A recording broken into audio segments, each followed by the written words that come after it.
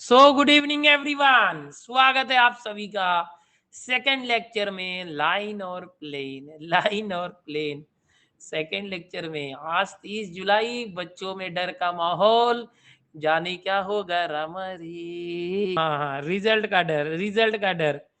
ये वेबसाइट वाले क्या कर रहे हैं, मेरे को तो धक धक हो रेला है। आता है ये दिन, सबकी जिंदगी में एक बार आता है। ओहो, अभिषेक ने वैक्सीन का फर्स्ट डोज ले लिया है, क्या बात क्या बात। धक धक करने लगा, ओहो, मोरा जियरा डरने लगा। यस, तो मुझे समझ में आ रहा है आप लोगों के अंदर क्या क्या हो रहा है। अबे कोई टेंशन की डर बात ही नहीं है भाई, अच्छे परसेंट आए हैं। ओके, रिजल्ट में अभी मुझे एक स्टूडेंट ने भेजा, क्या भेजा पता है कि उसने ट्राई किया, कभी ट्राई किया पता है। एक इधर यार, ये पूरा 1 मिनट ना, थोड़ा सेटिंग करने दो जरा, 1 मिनट बच्चों रुको।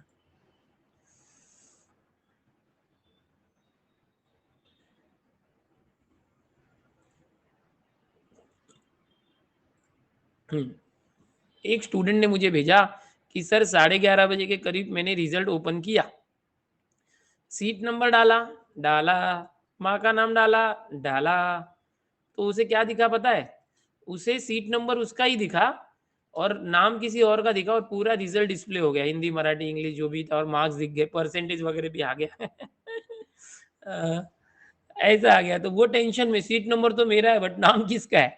उसके बाद वापस 1 बजे के बाद उसने सीट नंबर डाला, तो पास करके दिखा रहा था, हाँ तुम पास हो, से मार्क्स वगैरह गायब हो गए। तो वो लोग है ना, अभी अपडेट कर रहे हैं, ऑफिशियल नोटिफिकेशन नहीं आया है। अभी हो सकता है अपना जो ये लेक्चर चालू है ना, इस लेक्चर के दौरान ही है ना सर्कुलर आने के चांसेस है। आप मेरे साथ लेक्चर में बने रहो, इस लेक्चर में ही मैं तुमको बताऊंगा। एकदम मैं कोशिश कर रहा हूँ, मेरी नज़र एकदम पैनी बनी हुई है। ओ चीते की चाल और बाज की नज़र एकदम बनी हुई है, जैसे कुछ आएगा सबसे पहले आप तक मैं पहुंचाऊंगा। ठीक है, टेंशन ना लो, उसके लिए अब रिलैक्स होके पढ़ाई करो, बाकी का सब सब काम मुझ पे छोड़ दो। समझ में आ रहा है बच्चों? सो एकदम टेंशन मतलब जो होगा मैं आपको जरूर बताते रहूंगा। यस, अभी तो कोई ऑफिशियल अपडेट नहीं है। न्यूज़ वाले बोल रहे हैं कि भाई अगले हफ्ते आएगा। अगला हफ्ता जो बच्चों मंडे से स्टार्ट हो रहा है, मंडे को 2 अगस्त है, तो 2 अगस्त या 3 अगस्त को आ जाएगा। अगर आज सर्कुलर आ गया तो कल आ जाएगा। ओके, वो बच्चा भी लाइक क्या कहे। मैं भी ट्विटर खोल के बैठा हूँ सर। यस, जैसे ही आएगा मुझे बता दे। ओके, सरकारी जॉब वेबसाइट पर दिखा, अरे बेटा राहुल यादव, दूसरी वेबसाइट पे ज़्यादा ट्राई मत करो देखने। ओके, दिनेश सर की नज़र से कुछ भी। अरे मैं वैसे ही, मतलब मैं एकदम रिलैक्स मोड में था, बैठा हुआ था, और मैं बोला यार आज तो कोई, कल तो सर्कुलर आया नहीं, आज रिजल्ट आएगा नहीं। जैसे ही देखा मैंने वेबसाइट चालू किया, अरे सीट नंबर डालने के बाद अरे पास फेल दिखा रहा, बोला ये क्या भाई, गजब गजब बेइज्जती कर दी है बच्चों की। पास फेल वो तो हमको पता है ना भाई, पास ही है, कौन बोला फेल होने वाले हैं? हैं? महाराष्ट्र बोर्ड भी लाइक, हाँ क्या कर रहे हैं भाई, मीम बना रहे हैं, सीबीएसई वालों ने तो मीम बना दिया एकदम। वो दिन आ ही गया। चलो कोई बात नहीं। यस यस, बहुत से बच्चों ने मुझे मैसेज किया था, स्क्रीनशॉट वगैरह मैंने ग्रुप में डाला है। हाँ, अभी थोड़ी देर के लिए चालू हुई थी। हाँ हाँ। अच्छा, जेठालाल बोलता है कि मेरे दुकान में जितने टीवी है सब पे अलग अलग न्यूज़ लगाए हैं, सब पे अलग अलग बता रहे। ओके, हम दिनेश सर की इंफॉर्मेशन पर संदेह नहीं करते। मैंने पहले ही बताया था कि यार इतना जल्दी नहीं आएगा, और इनको इतना जल्दी निकालना भी नहीं चाहिए। समझो कि आपका रिजल्ट निकाल दिया और वेबसाइट 1-2 दिन चली ही नहीं, तो आप क्या करोगे? आप क्या करोगे भाई? दिन रात उसी में लगे रहोगे, मारी ढाला गाना गाते बैठोगे। चलो कोई बात नहीं, आज कायनात की रात है। आज आपका आज आपका जो है डिसीजन हो सकता था लेकिन नहीं हुआ। ओके। यस, बच्चे लोग एकदम मीम बना के भेज रहे हैं। लाइन एंड प्लेन कल हमने शुरू किया था, जैसे मैंने बोला था, इसको ज़्यादा देर तक करने वाले हैं, हम अच्छे से करेंगे। यस, टेंशन ना लो। अभी तक है ना, मुझे भी डाउट होने लगता है। जैसे मैं आज कंफर्म था सुबह तक, आज रिजल्ट आएगा ही नहीं। क्यों नहीं आएगा? क्योंकि कल प्रकटन आना चाहिए था, आया ही नहीं। और 1 बजे देखता हूँ ये क्या भाई, सब जगह रिजल्ट रिजल्ट, पास फेल चालू हो गया। तो मुझे भी डाउट होने लगा, भाई बोर्ड वालों का भरोसा नहीं, कभी भी कुछ भी कर सकते हैं. ओके. आज कसं काय रिझल्ट काही स्टूडेंट हाँ दिसला कसं काय खाते ओपन केला होता ते अपडेट करत आहेत ना, सब आ जाएगा. चलो हम लोग अभी फोकस करते हैं बेटा लाइन एंड प्लेन पे. आ जाओ सब रिजल्ट मोड से, 12th के मोड से ऑफ हो जाओ और डायरेक्ट मोड ऑन करो आपका MST CET mode. Everyone put your mode on in MST CET. जैसे रिजल्ट आएगा आपकी डेट भी आ जाएगी. स्टूडेंट भी लाइक सार्थक ठाकरे, मेरे सपनों की रानी कब आएगी तू. भाई वो सपनों की रानी है या खतरनाक कहानी है तुझे, वो तो रिजल्ट आने के बाद ही समझ में आएगा. सीटी कब होगी ये सबसे बड़ा सवाल भाई, अभी ध्यान दो, रिजल्ट आने के बाद सीटी की डेट आ जाएगी. ओके. ओके. चलो पुढची स्लाइड बघूया. मी आहे दिनेश सर. ओके. आणि अप्रॉक्स 7 लाख विद्यार्थी क्रॉस झाले आपल्या चॅनलवर. आज मॉर्निंगला माझं लेक्चर होतं 9:30 वाजता सीईटी साठी, म्हणजे तुमच्या लहान भावंडांसाठी. और आप रिकॉर्ड बना दिया भाई. 2250 इतने स्टूडेंट टॉप यू में थे, यानी इतने लाइव में मुझे बार बार देख रहे थे. कुछ लोग लेट जुड़े थे, ऐसे कर करके 10,000 बच्चे मुझे लाइव में देख रहे थे. यार बड़ा रिकॉर्ड हो गया, क्योंकि मैं नून ऐप पर 6 बजे पढ़ाता हूँ ना, तो आज से मैंने उनके लिए यूट्यूब पर भी पढ़ाना चालू कर दिया. तो एक बहुत बड़ी बात हो गई कि यार किसी एक लेक्चर में लगातार इतने बच्चे लाइव देख रहे हैं. ओके. महाराष्ट्र के अंदर तो मज़ा आ गया. आज पहला लेक्चर था. ओके. थोड़ा सा मैं भी फ्री हुआ ना रात के 9 से 10 के लेक्चर से, तो अभी सुबह उनके लिए किया है 15-20 दिन के लिए. आपके लिए भी हम कर रहे हैं, आप टेंशन मतलब मेंटी चालू है ना, मैं कंपटीशन लेके आ रहा हूँ. ठीक है बच्चों, चलो आगे बढ़ते हैं. हमारा हाँ सार्थक अपना मतलब दिनेश सर चैनल पे रिकॉर्ड है ना. वो दिनेश सर चैनल पे 21,000 का नहीं है, उसके पहले भी हुआ था 24,000 तक का लाइव रिकॉर्ड है अपने दिनेश सर चैनल पे. इतने टॉप व्यू का रिकॉर्ड है. यस. एक बार 21,000 था, एक बार 24,000 था, लेकिन वो कैसा था, अपडेट के लिए था ना, पढ़ने के लिए बात कर रहा हूँ, स्टडी करने के लिए, लेक्चर देखने के लिए इतने लोग आते हैं. तो ये मजा है एकदम, मतलब भावी बोर कर दिया बच्चों ने यार. चला पुढचा. आज कल हमने देख लिया था लाइंस के बारे में बहुत सारी बातें, और आपको याद भी हो गया होगा, बराबर है. यस. अभी स्क्यू लाइंस की बात करते हैं. स्क्यू लाइंस क्या होता है, इस तरह से लाइंस होती है बेटा. दो लाइन होती है, अभी 2D में नहीं बता सकते, 3D में ये लाइन होती है, एक दूसरे को कट नहीं करती, अलग अलग स्पेस में जाती है. ओके. ठीक है. तो जो दो लाइन है पैरेलल भी नहीं है, कट भी नहीं, उसको स्क्यू लाइन बोलेंगे. अगर समझो ये दोनों लाइन का इक्वेशन है, जैसे ये हमने कल सीखा था R bar is equal to A1 plus lambda 1 B1. अभी A1 क्या है, कोई लाइन है, वो जिस पॉइंट से जा रही है उसका एक पॉइंट A है, उसका पोजीशन वेक्टर A बार है, तो ये पहली वाली का A1 ले लिया, A1. और ये किसी को पैरेलल है, तो ये जो वेक्टर है वो B बार, इसको B1 ले लिया. तो पहली लाइन जो है ये R bar is equal to A1 plus lambda 1 B1 है, और दूसरी लाइन है R bar is equal to E2 plus lambda 2 B2 है. जब भी ये दो लाइन है, दोनों स्क्यू लाइन है, यानी पैरेलल नहीं है, एक दूसरे को कट भी नहीं कर रही, तो उनके बीच है, क्योंकि अगर कोई दो लाइन एक दूसरे को कट करती तो उनके बीच का शॉर्टेज डिस्टेंस तो 0 हो जाता है ना.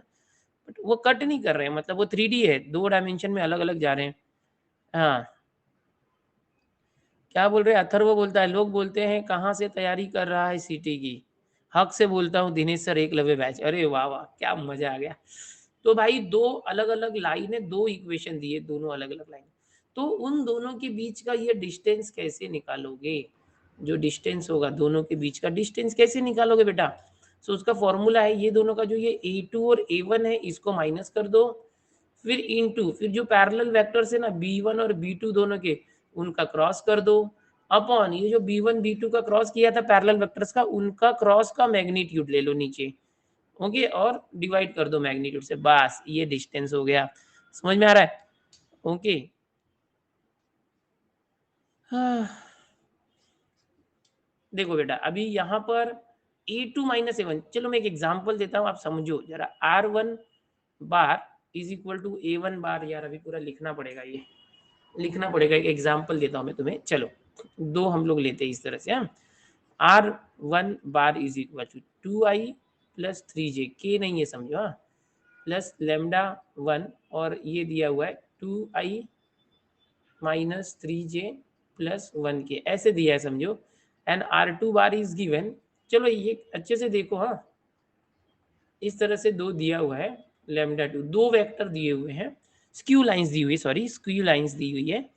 समझने की कोशिश करो, एग्जाम्पल ले रहा हूँ मैं, खुद से ही ले रहा हूँ, क्या है ये. अब हमको बोला ना ये दो क्यू लाइन्स है। स्क्यू लाइन्स मतलब ऐसी दो लाइन होती है ना जो कभी कट नहीं करती दूसरे को, पैरेलल भी नहीं है, ऊपर नीचे से निकल जाती है। ओके। मयंक बोलता है रणछोड़ बाबा कहते हैं एक्सीलेंस के पीछे भागो, सक्सेस झक मार के तुम्हारे पीछे भागेगा। सही बोलता है भाई, सही बोलता है। ओके।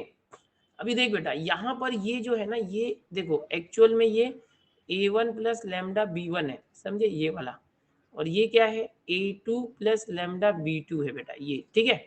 अब r1 r2 हो गया, ये दो मैंने ले लिया, उसको कंपेयर करो तो ये a1 आ जाएगा और ये b1 आ जाएगा, ये a2 आ जाएगा और ये b2 आ जाएगा, समझ गए।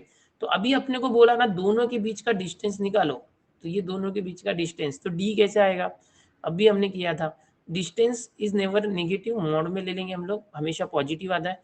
ये a2 माइनस a1 करते हैं ना, इन दोनों को माइनस करो, देखो फॉर्मूला क्या था समझने की कोशिश करो, what was the formula behind, एक बार देख लो, दोनों को a1 a2 को माइनस करेंगे हम लोग, a2 माइनस a1, फिर b1 b2 का क्रॉस करेंगे, समझने की कोशिश करो, सीखो जरा, इन दोनों को माइनस करते, चलो a2 में से a1 को माइनस करते, चलो बच्चों माइनस करो, तो i में से 2i गया तो माइनस 1i, जे में से इधर जे है ही नहीं, जे में से जे गया तो प्लस जे, 0 जे है मतलब 2 के, नहीं नहीं नहीं नहीं जे तो 3 है, सॉरी सॉरी, 1 जे में से 3 जे गया, ओहो देखो जे है 3 जे, 1 जे में से 3 जे गया तो -2 जे, ओके, एक कैप लगाने का, 2 के में से के है नहीं तो 2 के आएगा, तो ये क्या आ गया हमारा पहला आ गया, हमने क्या किया a2 माइनस a1 कर दिया।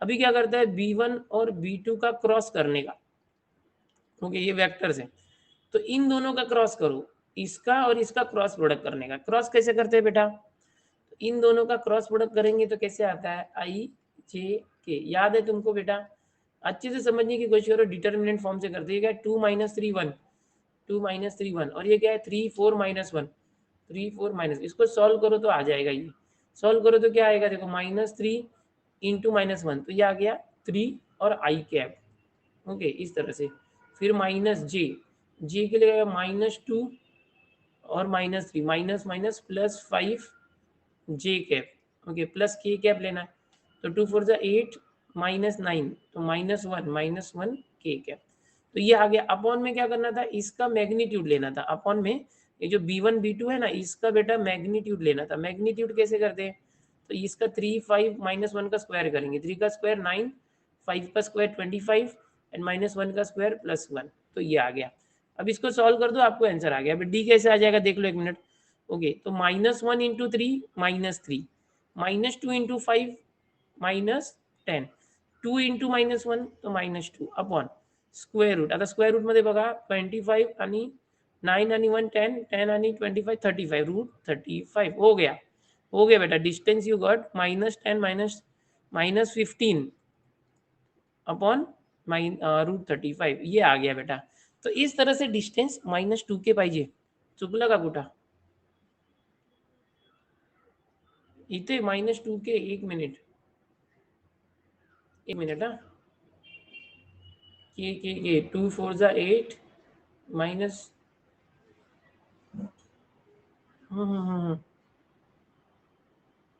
b1 b2 एकदा बघूया इथे b1 आई -3 इंटू 1 3 3 -4 -1 आई, गलत कर दिया हमने, 3 -4, ओहो गलत कर दिया, एक मिनट है बेटा, एक मिनट, यस यस, एक मिनट फिर से करते, जरा गलती हो गई मुझसे, एक मिनट, ये देखो आई कैप लिया, -3 इंटू -1 3, 3 -4 तो -आई कैप, जे, अभी जे किया तो -2 एंड जे किया माइनस माइनस जे, हाँ माइनस जे, तो ये 2 into -1 -2 and -3 -5 minus minus +5 -i +5 जे बरोबर, फिर के लिया तो 2 4 जा 8 एंड माइनस माइनस प्लस, ओहो +9, 8 + 9 17, अच्छा वो बता दिया तुमने, गलत हो गया था, 1 का स्क्वायर 1, 5 स्क्वायर 25, 17 स्क्वायर, अरे बाप रे 289 आ जाएगा, ठीक है। तो बाद में कैसे करेंगे देखो, ये -1 इंटू -1, तो ये हटाओ, ये वापस करते हैं, D is equal to -1 into -1 तो +1, -2 इंटू 5 तो -10, 2 इंटू 17, 17 टू ज़ा 34 और अपॉन में रूट 289 प्लस 1 290 एंड 350, ये आ गया देखो 34 और एक 35 माइनस 10 25 आ जाएगा, 25 अपॉन रूट 31, ऐसा कुछ तो आएगा। ठीक है, यहाँ पर मेरे मुझसे जरा गलती हो गई थी, मैंने इसको करेक्शन कर लिया है। तो ये एक एग्जाम्पल था, अगर कभी भी दो वेक्टर दिए हैं, स्क्यू लाइंस दी है, दो स्क्यू लाइंस का इक्वेशन दिया है और हम लोगों को डिस्टेंस निकालना है दोनों लाइन के बीच में, तो always use this formula for distance. समझ में आ गया? ओके, चलो आगे जाते हैं। ये स्क्यू लाइंस हो गई। अभी डिस्टेंस बिटवीन पैरेलल लाइन होगा तो if two lines are parallel, तो सेम तरीके से देखो R bar is equal to A one plus lambda, B one नहीं दिया है देखो क्योंकि दोनों पैरेलल है ना, तो बी बार सेम है दोनों के लिए, R bar is equal to A two plus lambda B bar, क्योंकि ये जो B one B two skew lines में था बिकॉज वो पैरेलल नहीं थे, तो हमने उनका क्रॉस प्रोडक्ट किया था, but here these are parallel lines, so you will take B bar same in both. Okay, तो सेम फॉर्मूला है, देखो क्या था, A two minus A one था उधर, इधर भी है, यहाँ पर B one cross B two था ना, तो सिर्फ बी का क्रॉस करना, पीछे कैसे था, यहाँ पे डॉट प्रोडक्ट था, डॉट, यहाँ पर क्रॉस प्रोडक्ट आएगा और अपॉन ये जो बी बार है उसका मैग्नीट्यूड, बस ये उड़च। समझ में आ रहा है? ऐसे करना है। ओके, और कभी भी याद रखो कि जो B bar upon B bar का मैग्नीट्यूड होता है ना, ये अपॉन ये क्या होता है, यूनिट वेक्टर होता है ये, तो हम डायरेक्ट इसको लिख सकते हैं a two minus A one unit vector b, इस तरह से लिख के इसका डिस्टेंस इसलिए मॉड ले सकते हैं। ओके, चलो आगे जाते हैं, आगे जाते हैं। ओके, आगे जाते हैं। यस, अभी हम लोग प्लेन की बात करेंगे। प्लेन की बात करने के लिए हम थोड़ा सा हवा में उड़ने की कोशिश कर सकते हैं, अज्यूम कर सकते हैं। Anybody can you tell me, जो हवाई जहाज उड़ता है, जो एरोप्लेन उड़ता है हवा में, ओके, जो हवा में हवाई जहाज उड़ता है, ओके, तो वो कितने किलोमीटर अप्रोक्स उड़ता है, हमारे समझो मुंबई से किधर जा रहे हैं, बैंगलोर या दिल्ली वगैरह, ओके, कितने किलोमीटर बोला मैं? बाप रे, कुछ भी बता रहे तुम लोग। अभी स्पीड क्यों बता रहे, किलोमीटर पर आवर?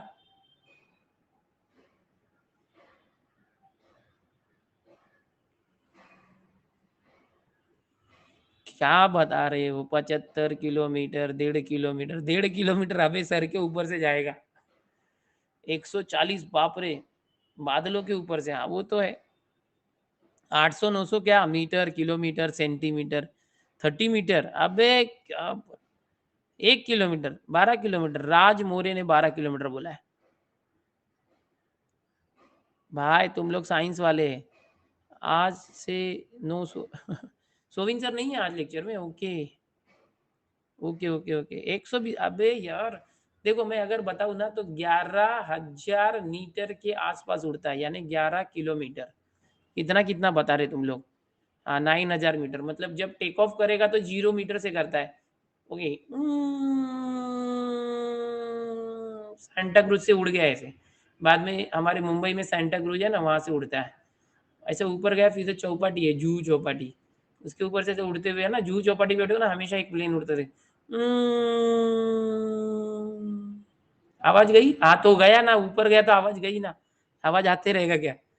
ऐसे जाता है, जाता जाता है, और फिर ये मैक्सिमम हाइट अटेंड करता है। अरे प्रोजेक्टाइल मोशन सीखा है ना तुम लोगों ने फिजिक्स में, क्या भूल गए क्या? प्रोजेक्टाइल मोशन, तो यस, तो यहाँ से पहले तो वो ये करेगा, रनवे पे दौड़ेगा, फिर टेक ऑफ करेगा, गच्च से ऊपर जाता है, ऐसे सीट बेल्ट बांध के रखना पड़ता है ना, तो लड़ जाएंगे यहाँ वहाँ, और फिर आगे चल के मैक्सिमम हाइट अटेंड करता है, and this is approx 11 to 12 kilometre, ज़्यादा नहीं होती है रे एकदम, क्या तू स्पेस में लेके जाएगा उसको, एस्केप वेलोसिटी दे देगा, मतलब पता चला एस्केप हो गया, वो कभी नीचे उतरा ही नहीं और क्रिटिकल वेलोसिटी भी नहीं, हाँ हाँ, V max 11.3 kilometre, Manoj Chaudhary डाल रहा है, यस, 11 से 12 किलोमीटर, 10 किलोमीटर ऐसे रहता है। तो फिर वापस से जब वो मैक्सिमम हाइट के बाद एक पैरेलल वे में चलते रहता है, चलते रहता है, और फिर जब उसका डेस्टिनेशन आ जाता है ना, चलो यहाँ से आ गया डेस्टिनेशन, तो जब उसका डेस्टिनेशन आ जाता है तो फिर वापस से नीचे, सभी लोग अपनी सीट बांध लें। ओके, सभी लोगों से निवेदन है कृपया अपनी सीट बांधे रखें, नहीं तो गिर जाओगे धड़ाक से, नाक टूट जाएगी। तो ठीक है, फिर अभी अपना प्लेन नीचे उतरेगा,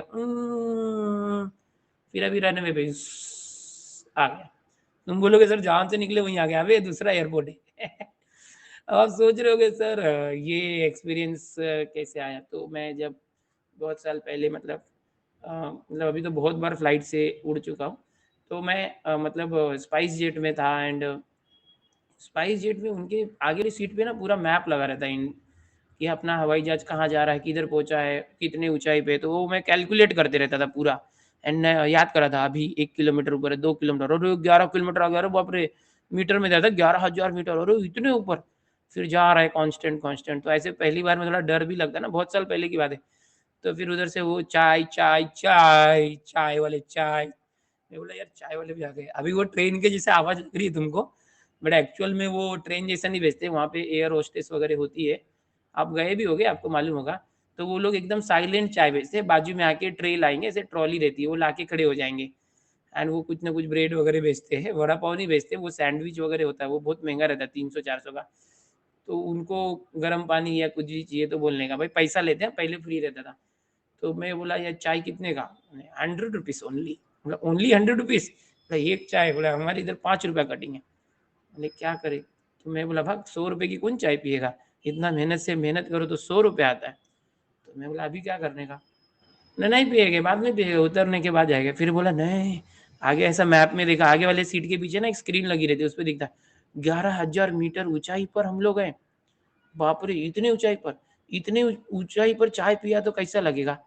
तो मैं बोला दे दे बाबा, 100 रुपया ले तू, दे, मेरे को एक्सपीरियंस करना है। तो मैंने वो 100 रुपए की चाय ली और पी के देखा, अलग क्या लग रहा है? कुछ अलग नहीं था, वैसा ही था। बोला रे बाबा। और उसने भी तो मेरे को क्या किया मालूम है, एक ऐसा ग्लास दिया, उसमें गर्म पानी भर के दे दिया, फिर चाय पत्ती का एक पैकेट दे दिया, एक शक्कर का पैकेट दे दिया, एक ऐसा लकड़ी का चम्मच जैसा कुछ प्लास्टिक का दे दिया। बोले लो। बोले क्या है, गर्म पानी है? बोले वो खुद बना के पीने का। बोला अरे यार 100 रुपया भी लिया और खुद बना के पीने का।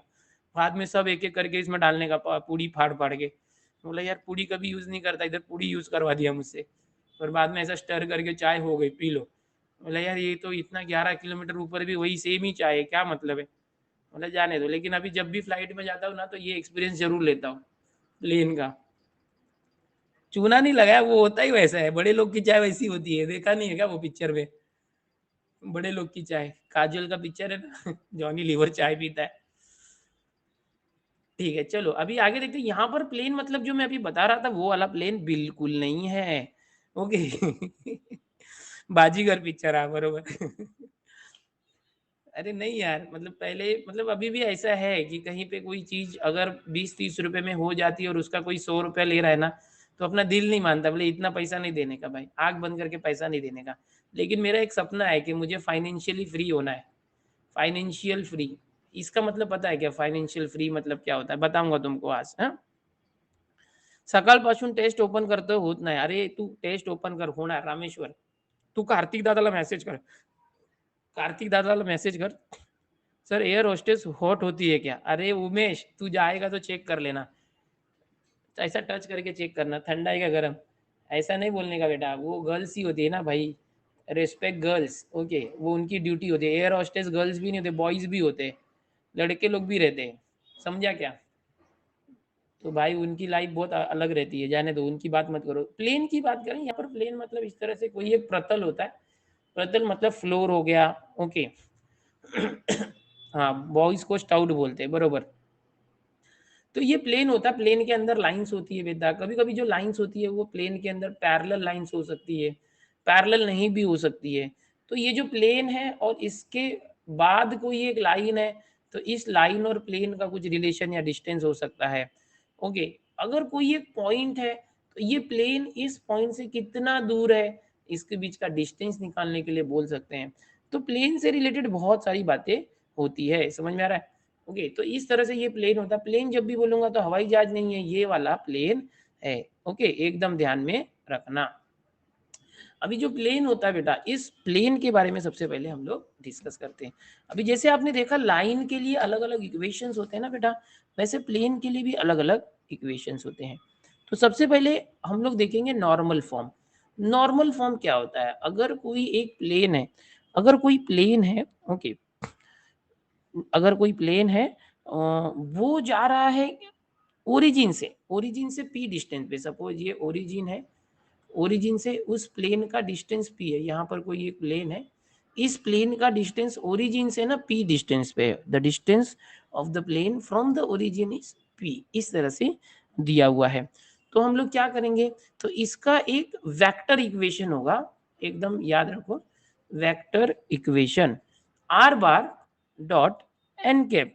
ओके, अभी n कैप मतलब क्या है कि ये यूनिट वेक्टर होगा अलोंग द नॉर्मल, ये जो परपेंडिकुलर हमने ड्रॉ किया है ना प्लेन से ओरिजिन तक, ओके, इसके along unit vector is equal to p, p मतलब इसका जो डिस्टेंस है, okay, distance of this plane from the origin. Okay okay, ID register नहीं होता है, रजिस्ट्रेशन कल तक करना था बेटा।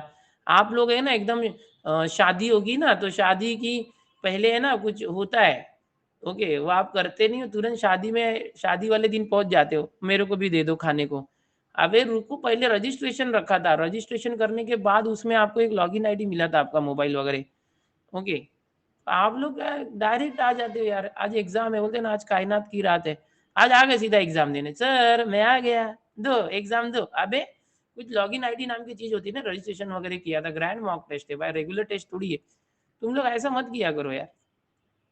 चलो, तो ये याद रखना सबसे पहले, ये वेक्टर इक्वेशन है, p क्या है, अगर कोई प्लेन का ओरिजिन से डिस्टेंस हुआ तो ये होता है, समझ में आया। अभी इसी का अगर मैं बोलूं कार्टेशियन फॉर्म करना है, व्हाट इज कार्टेशियन फॉर्म, आपको पता है ना, एक वेक्टर फॉर्म होता है जिसमें डायरेक्शन होता है, एक कार्टेशियन फॉर्म होता है।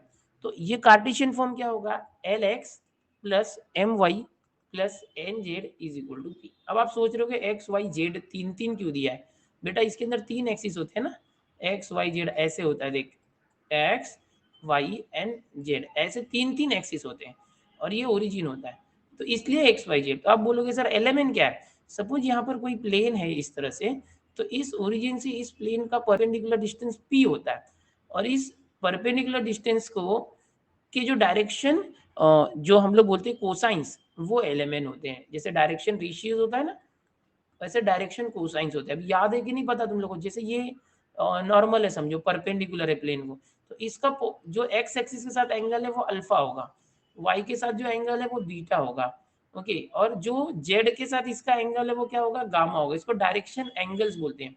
इनका कॉस निकालोगे ना, cos alpha, cos beta and cos gamma, इसको हम लोग बोलते हैं एलएमएन, एल एम एन, यानी डायरेक्शन कोसाइंस बोलते हैं। याद आया कुछ, तो ये एलिमेंट क्या है, डायरेक्शन कोसाइंस, अगर किसी भी लाइन के पता है और वो अरे प्लेन का नॉर्मल का पता है और वो प्लेन का डिस्टेंस ओरिजिन से p है, तो ये होता है। तो आपको सबसे पहले नॉर्मल फॉर्म बताया मैंने कि अगर आपको एक ऐसा प्लेन दिया है जिसका ओरिजिन से डिस्टेंस p है, तो उसका वेक्टर फॉर्म, वेक्टर इक्वेशन होता है r बार, r बार को r बार ही लिखते, कभी बदलेंगे नहीं।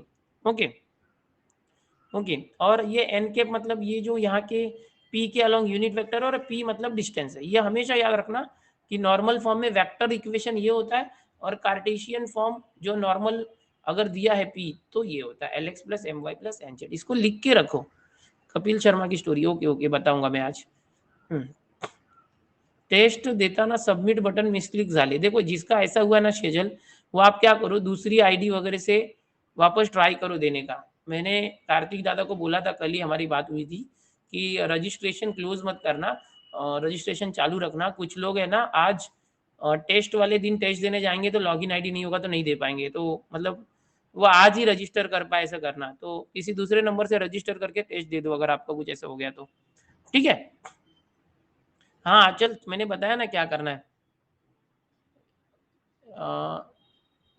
रजिस्टर केल्यानंतर पण लॉग इन होता है। हाँ ठीक है विपुल, जिसको भी कुछ भी प्रॉब्लम है कार्तिक को मैसेज करो, आज वो अलर्ट मोड में है एकदम कार्तिक। ओके, फर्स्ट स्लाइड में कुछ कंटेंट मिस हो गए, ओके ओके चलो कोई बात नहीं। अभी equation equation of a plane in intercept form. अभी समझो कि ये कोई प्लेन है जो हमारा इंटरसेप्ट दिया ना, A B C, x y और जेड एक्सिस पे तीन पॉइंट है, इन तीनों से होके कोई प्लेन पास हो रहा है, अगर कोई प्लेन पास हो रहा है, अभी ये ट्राइंगल दिख रहा है बट ये ट्राइंगल को एज्यूम मत करो, एक प्लेन कोई पास हो रहा है समझो। तो पॉइंट ए एक्स एक्सिस पे है तो a comma zero zero, point b y axis पे है b intercept zero b zero, और जेड एक्सिस पे जो भी होगा तो सी सी जीरो जीरो सी। तो ऐसे में प्लेन का इक्वेशन क्या होगा? अगर कभी भी आपको ऐसा क्वेश्चन आ गया तो सीधा x upon A plus y upon B plus z upon C is equal to 1। अब एग्जाम्पल मैं बोलूँगा भाई कि अगर कोई 3 पॉइंट्स है 2,0,0, ओके, 0,1,0 और यहाँ पर दे दिया अगर आपको कि 0,0,3 और बोला कि चलो इक्वेशन ऑफ प्लेन निकालो, ओके। सर जो एरोप्लेन फ्लाई करता है बट उनके पास रूट कैसे वर्क करता है? जैसे बेटा मयूर क्या होता है मालूम है, जैसे आपके जमीन पे रोड्स होते हैं ना, रोड्स इस तरह से रोड होते हैं, वैसे हवा में भी रोड्स होते हैं, ओके। एयर वे होता है, उसको बोलते हैं एयर वे। तो उनको बराबर उसी रास्ते से जाना पड़ता है और हर जगह एयरपोर्ट पे एक एटीसी होता है। एयर एटीसी मतलब क्या होता है? Air traffic control room. क्योंकि आपने वो पिक्चर देखा होगा ना, धमाल पिक्चर, उसमें नहीं क्या वो जेट प्लेन उड़ाता है, फिर एटीसी में से वो बोलते रहता है यहाँ से उड़े वहाँ से जाए कांटेक्ट करे, बाद में वो एटीसी को ही ठोक देता है। एक हवा मतलब एक बहुत बड़े पिलर पे ना हवा के ऊंचाई पे एक एटीसी बना होता है, कांच का होता है, उसमें से सारे एरोप्लेन्स को मैनेज करते हैं, एटीसी होता है। समझ में आ रहा है? एयर ट्रैफिक कंट्रोल होता है। तुम लोग एरोप्लेन की बड़ी जानकारी ले रहे हो बे। चलो ठीक है। एयरवे क्या होता है? हवा में रास्ते होते हैं, हवा में भी रास्ते होते हैं, अच्छा वाटर में भी रास्ते होते हैं, समंदर के अंदर भी रास्ता होता है। क्योंकि जब मैं आईएनएस विराट पे गया था, do you know INS Virat and INS Vikrant, याद है? एंड एक होता है आईएनएस विक्रमादित्य। क्या आपने कभी सुना है ये क्या है विक्रमादित्य? नहीं, ओके, यस, नो, नो। देखो ये क्या होता है बेटा मालूम है? एयरक्राफ्ट होता है, नहीं ना, India largest naval ship, Aniket ने सही बोला, वेरी गुड। देखो ये क्या होता है बेटा मालूम है? एयरक्राफ्ट के लिए, हाँ, ये हमारे समुद्र के रक्षक होते हैं। आईएनएस विराट, पहले तो आईएनएस विक्रांत था, बहुत बड़ा शिप, बाप रे, बहुत बड़ा शिप।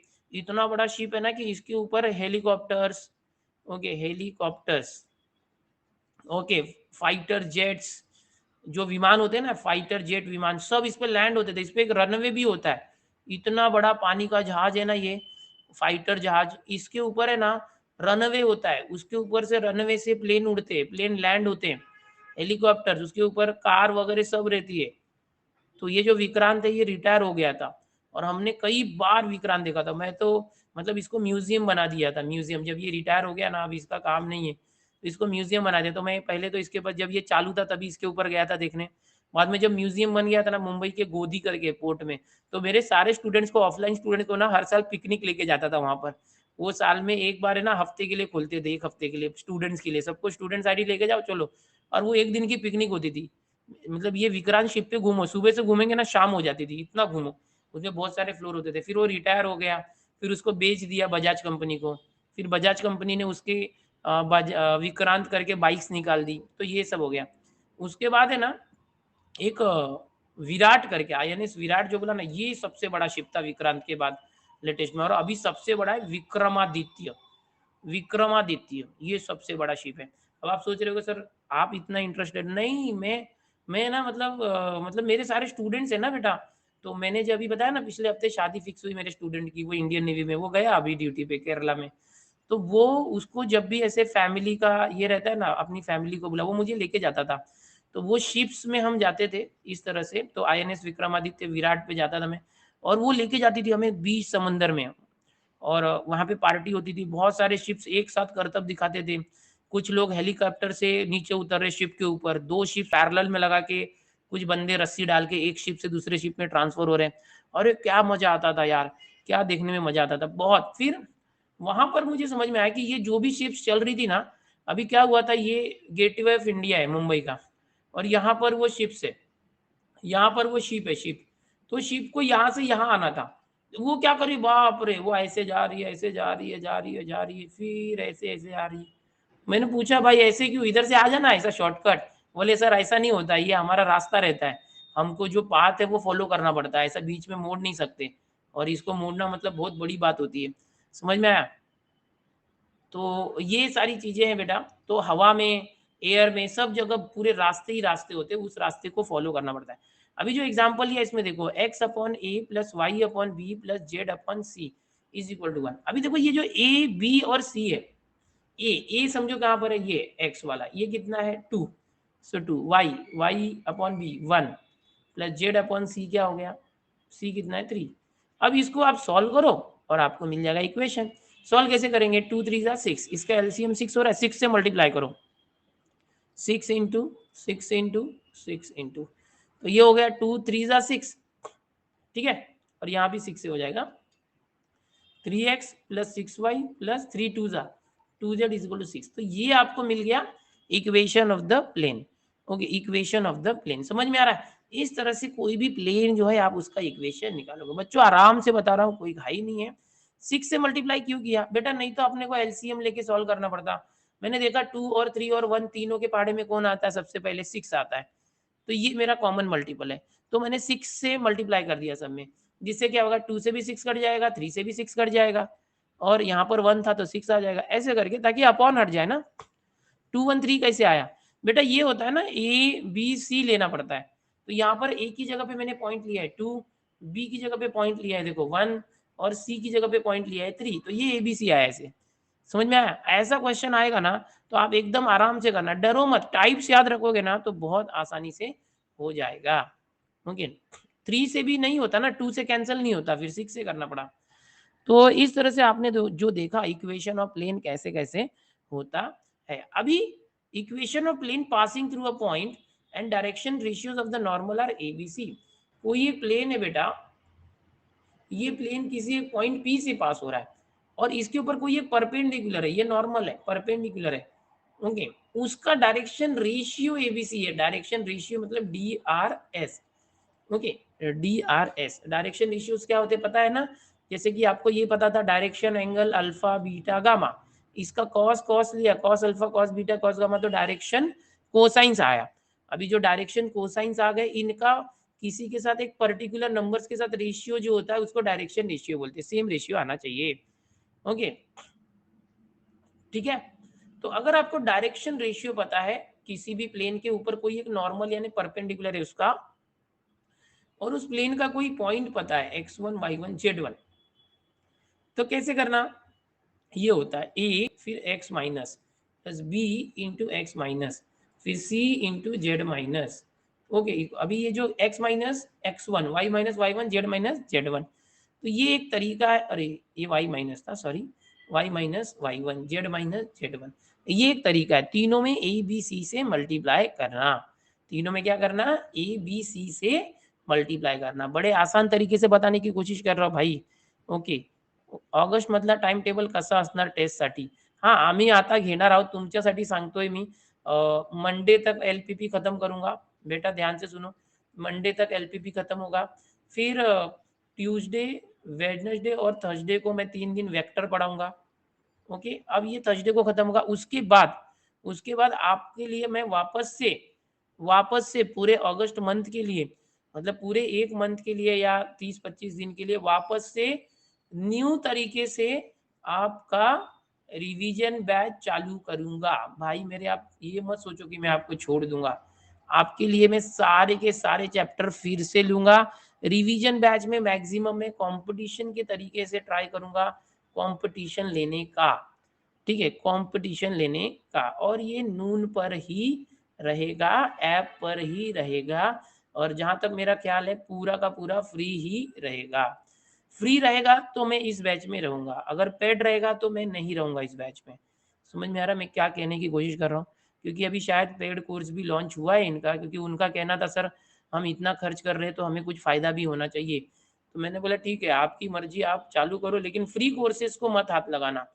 तो ये फ्री कोर्सेज हैं और ये फ्री कोर्सेज ही चलेंगे 1 मंथ, हम एक साथ और रहेंगे बेटा आपके लिए। अगर हमारा डेट एग्जाम सितंबर में जाता है या अगस्त एंड में जाता है, लास्ट डेट तक मैं आपके साथ रहूंगा, आप टेंशन मत लो, आराम से करेंगे। पहले मैं बहुत घाई घाई में ले रहा था, अभी हमारा आखिरी चैप्टर चालू है लाइन प्लान, बड़े आराम से बता रहा हूँ, कोई घाई नहीं है, सब हो चुका है। अब आपके ऊपर है आप कितनी मेहनत करते हो, बहुत डिटेल में बता रहा हूँ, एक एक फॉर्मूले के ऊपर एग्जाम्पल भी दे रहा हूँ। पहले भगा भगा के करना पड़ता था, टाइम नहीं था, अरे ऑगस्टच्या पहिल्या आठवड्यात एग्जाम आहे, ठीक आहे ठीक आहे आपण करूया, सर सर कोर्स संपेल का, सिलेबस होईल का, पोर्शन खत्म होगा क्या सर, एवढे प्रश्न असायचे ना, मी घाबरायचो, खरं म्हणतायत मुलं. पोर्शन संपणार की नाही? काय होणार? अरे पटापट करूया, जास्त लेक्चर घेऊया. आता काय, आम्ही म्हणजे पूर्ण तयारीत, म्हणजे नवरा तयार आहे, दूल्हा एकदम तैयार है, बारात जाने को तैयार है। उधर लड़की का बाप बोलता है आओ मत, जरा 1 महीने के बाद आओ, बारिश चालू आहे. अरे काय पूर आलाय, अरे काय इथे तयारी झालेली आहे, आम्ही एक्झाम देण्यासाठी तयार आहोत. काय तुम्ही असं करता? आता 1 महिना आम्ही काय करणार बसून? माझ्यासोबत तसं झालेलं ना. मेरी शादी हो गई थी मेरी शादी हो गई थी, सुबह 4-5 बजे तक, और बाद में मुझे बाजू वाले के घर पे जाके बिठा दिया था 10 बजे तक। मैं बोला क्या शादी हो गई, दुल्हन को लेके जाने दो, मेरे घर पे पक गया मैं 1 दिन से, रात भर शादी में बिठाए। बोले न नहीं, नहीं लड़की का एग्ज़ाम है, 7 बजे का पेपर है, 6 बजे निकल गए। वो 7 से 10 पेपर देने गई। मैं बोला लो, अभी मैं सोचा था 5 बजे तक शादी हो जाएगी, मैं फटाफट घर पे जाऊँगा, थोड़ा रिलैक्स करूँगा। यार परेशान कर दिया, 1 दिन से मतलब हल्दी लगाना, इधर वो खेत में लेके जाना, मतलब बहुत सारे रिवाज रहते। अरे पूरा दिमाग खराब किया था। उधर से फिर हमको बाजू वाले के घर पे बिठा दिया। बोले ये तो तुम्हारे सीईटी वालों के साथ भी मेरे जैसा हादसा हो रहा है। हम लोगों ने इंतजार किया था ऑगस्टच्या पहिल्या आठवड्यात असणार सीईटीची परीक्षा. अरे कुठे आहे परीक्षा? परीक्षेचं नावच नाहीये. हां, कुठे आहे परीक्षा? परीक्षा काय? सीईटी कुठे आहे? कोणी आणून देतं का सीईटीची तारीख? कुठे आहे? काहीच नाव ठिकाण नाही, काय नाही. काय माहीत आपले उदय सामंत कुठे गेले? कुठे गेले? चला जाऊ जाऊ द्या। जाने दो बच्चों, तुम लोग याद मत दिलाया करो यार ये सब। नट सम्राट मैं थिएटर में गया था देखने रिलीज वाले दिन।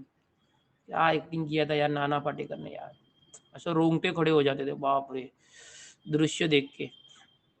उसके बाद से मैंने डिसाइड किया था कि मैं मेरे माँ बाप को एकदम करीब रखूंगा, कभी दूर नहीं रखूंगा। उनकी ऐसी बच्चों ने हालत कर दी थी ना पेरेंट्स की, मैंने बोला नहीं, हमेशा मैं साथ दूंगा। ऐसे मतलब सीखने मिलता है मूवी देख के भी कि अपना कर्तव्य फर्ज क्या है। सेजल बोलती शादी स्टोरी, भाई वो 9 के लेक्चर में हो गया है, अभी थोड़ी बार बार बोलूंगा। चलो बेटा देखो ये है, अगर समझो सेम सिचुएशन आपको दिया है, कोई प्लेन है और कोई एक पॉइंट है बेटा, ये पॉइंट है और ये पॉइंट है suppose 2,1,3, this is the point. और नहीं, पॉइंट नहीं, ये एक मिनट, हाँ ये पॉइंट नहीं दिया, वापस वापस वापस। अगर समझो यहाँ पर एक नॉर्मल दिया हुआ है और ये जो पॉइंट है प्लेन के अंदर पॉइंट है वो है 2,1,3, और ये जो नॉर्मल है इसका डायरेक्शन रेशियो दिया है -2, 3 एंड -4, इस तरह से दिया हुआ है। तो हम क्या करेंगे, तो हम ऐसे करेंगे, ए बी सी, मतलब ये देखो ए बी सी, समझा?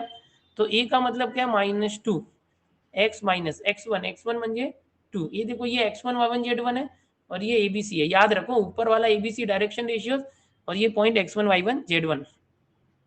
सो x माइनस x1 मतलब माइनस माइनस +2 प्लस बी बन 3, y-y1 क्या है 1।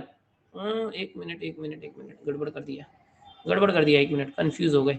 ये x1 इधर लिखता हूँ, x1 y1 z1 कितना है 2 1 3, और ए बी सी कितना है -2 3 -4। चलो अभी गड़बड़ नहीं होगा, -2 x minus x1 is 2, B B मतलब 3, y-y1 यानी 1, C -4, z minus z 1 3 is equal to 0। बस इसको मल्टीप्लाय करके सॉल्व करने का हो गया। ओके, आज पण आपल्याला डेट नाही माहीत पडत आहे, बरोबर आहे ना, टेन्शन घेऊ नका, मी तुम्हाला सांगणार आहे। ओके, एक मिनट जरा चेक करता हूँ कुछ आया तो नहीं है, वेबसाईट चेक कर रहा हूँ, काहीच नाही आहे। ट्विटर चेक करतोय मी, माझ्या हातात मोबाईल पण आहे, त्यामध्ये मी सर्व सेट करून ठेवलंय ह्या लोकांना, कधी काय आले ना लगेच आपल्याला समजणार। एक मिनटं मुलांना तुमच्यासाठी बघतोय, कारण की आज येण्यासारखं वाटतंय, सर्क्युलर आले की उद्या रिझल्ट असणार। हम्म, नहीं वर्षा गायकवाड ने 12वीं सीबीएसई वालों को कॉन्ग्रेचुलेशन बोला है, 12वीं सीबीएसई वालों को कॉन्ग्रेचुलेशन बोला है, अपने बारे में कुछ नहीं बोला। बघितलं बघितलं, काहीच नाही अजून। Okay, marriage pure tips and tricks lecture कब से होगा, पब्लिक डिमांड। अबे श्रेयस क्या शादी की बातें बताऊं तुझे? ठीक है कभी तो ले लूंगा मोटिवेशन लेक्चर में। अगस्त के सेकेंड वीक में एमएसटीसीटी होने के कोई भी चांसेस नहीं है क्या? बहुत मुश्किल लग रहा है बेटा। ओके, सोविन सरचा वाढदिवस आहे, हाँ आज 15 है क्या? नहीं रे आज थोड़ी बर्थडे, 15 तारीख को होता है, वो भी अप्रैल में होता है। तुम लोग कभी भी चालू हो जाते हैं। मेरे को सबका बर्थडे याद है, मेरे खास लोगों का। उस दिन मेरे 2 फ्रेंड्स का बर्थडे होता है 15 तारीख को। चलो आगे जाते हैं। देखो यहाँ पर इसको सॉल्व कर सकते हैं। -2 into -2x minus minus plus 2 to ज़ा 4 प्लस 3y -3 -4z प्लस 12। अभी यहाँ पर देखो -2x plus 3y minus 4z एक साथ रखने का, 4 - 3 1 1 प्लस 12 13 हो गया। इसको ये कर लो, हो जाएगा। मेरा बर्थडे बेटा बहुत आसान है, 2 मई को होता है, एकदम छुट्टी में आराम से पैदा हुआ हूँ। मुंबई के मालाड में ही एक हॉस्पिटल है, वहाँ पर मेरा जन्म हुआ था, मुंबई में 1985 है, पुराने ज़माने का हूँ मैं। 20th सेंचुरी का हुआ, आप लोग 21st सेंचुरी के। हमारा जब ईयर 99 के बाद चेंज हुआ था ना 2000, so that was a great thing because 1000 सालों के बाद ये आंकड़ा चेंज हुआ था। जैसे आप लोग को पता है 2020 के बाद 2021 आया, 21 के बाद अब 22 आएगा। तो 1 साल के बाद ये आंकड़ा ये चेंज हो रहा है ना। हमारा ये चौथा आंकड़ा चेंज हुआ था, 1 से 2 हो गया था and that was known as millennium year. Okay, millennium year. Okay, इसको मिलेनियम हम बोलते हैं। सहस्र सहस्र वर्ष कंप्लीट हुए थे, 1000 साल कंप्लीट हुए थे, 1000 ईयर्स। तो बहुत बहुत जोश में मनाया गया था ये, जब रात के 12 बजे थे ना। और हम लोग हमेशा ऐसे डेट लिखते थे, 1999, 4 अगस्त 1999। बाद में वो जो तारीख थी 1/1/2000, ये पहली बार आया था। ओके, तो बहुत बहुत मजेदार चीज थी, मिलेनियम चेंज हुआ था, वो हमने देखा था मिलेनियम चेंज होते हुए। और मैक्सिमम स्कूलों के यूनिफॉर्म चेंज कर दिए थे लोगों ने, स्कूल वालों ने यूनिफॉर्म चेंज किए थे। और मेरा सीन क्या हुआ था, 99 में मैं 10th में आ गया था और हमारे स्कूल का भी यूनिफॉर्म चेंज हो गया था। तो अब नया यूनिफॉर्म खरीदना पड़ेगा, हम लोग 1 साल तो पढ़ना है, नया कौन लेगा। तो हम लोग पुराने यूनिफॉर्म पहन के जाते थे और 9th तक के बच्चे हैं ना, वो न्यू यूनिफॉर्म पहनते थे। और 10th के बहुत सारे बच्चों ने न्यू यूनिफॉर्म खरीदा था, बट मैक्सिमम लोगों ने बोला नहीं, हम क्यों नया यूनिफॉर्म कर दे, हम 9th वाला यूनिफॉर्म ही पहनेंगे। तो कोई बोलता था ना, बोले हम क्यों खर्चा करें, इतना खर्चा क्यों करवा रहे। तो हम 10th वालों को छोड़ दिया था, बोले जाओ तुम पुराना यूनिफॉर्म पहनो, स्कूल का चलेगा। तो वो था, मतलब स्कूल में 2 कैटेगरी के बच्चे दिखते थे, एक ओल्ड यूनिफॉर्म और एक न्यू यूनिफॉर्म ऐसे। तो बड़ा याद है मुझे अभी भी। चलो अभी ये जो कैटेगरी थी प्लेन, देखो प्लेन के अंदर बहुत सारी चीजें डिलीट हुई है, कि कोई 2 प्लेन है ऐसे, कोई भी ना 2 प्लेन है बेटा इस तरह से, और ये 2 प्लेन के बीच में एंगल कितना होगा, 2 प्लेन के बीच में ये एंगल कितना होगा। ओके, और ये 2 प्लेन के बीच का जो लाइन है वो क्या होगा। ओके, 2100 हम नहीं देख पाएंगे। 2100, हाँ यार बहुत मुश्किल है, 2100 बहुत मुश्किल है, तुम देख लोगे, मेरा तो भरोसा नहीं है। तो बेटा कभी भी कोई पॉइंट है इस तरह से और ये प्लेन है, बहुत से सब बच्चे सोच रहे सर एमसीक्यू वगैरह आजकल लेना बंद किए क्या। अबे रुक, पूरा कंसेप्ट ले रहा हूँ, खत्म होने आ गया, बस थोड़ा सा, बस ये आज ले लेंगे कंसेप्ट। ओके, तो ये कोई पॉइंट है, उस पॉइंट से कोई प्लेन है। अब ये तुम बोलोगे सर ये ऐसा कैसे जा रहा है, बेटा प्लेन है ना, ऐसा है, ये सोया हुआ है जमीन पे। ये जो प्लेन है, ये प्लेन है ना, ये जमीन पे है, ऐसे जमीन पे थाली रखते हैं ना, वैसे समझो कोई तो जेन। और ये हवा में ऊपर है वर्टिकल, और यहाँ से ऐसा परपेंडिकुलर है। समझ रहे हो, समझने की कोशिश करो। ओके, कितने बच्चे देख रहे हैं यार आज, 1 मिनट। हाँ चलो 1500 बच्चे, कोई बात नहीं।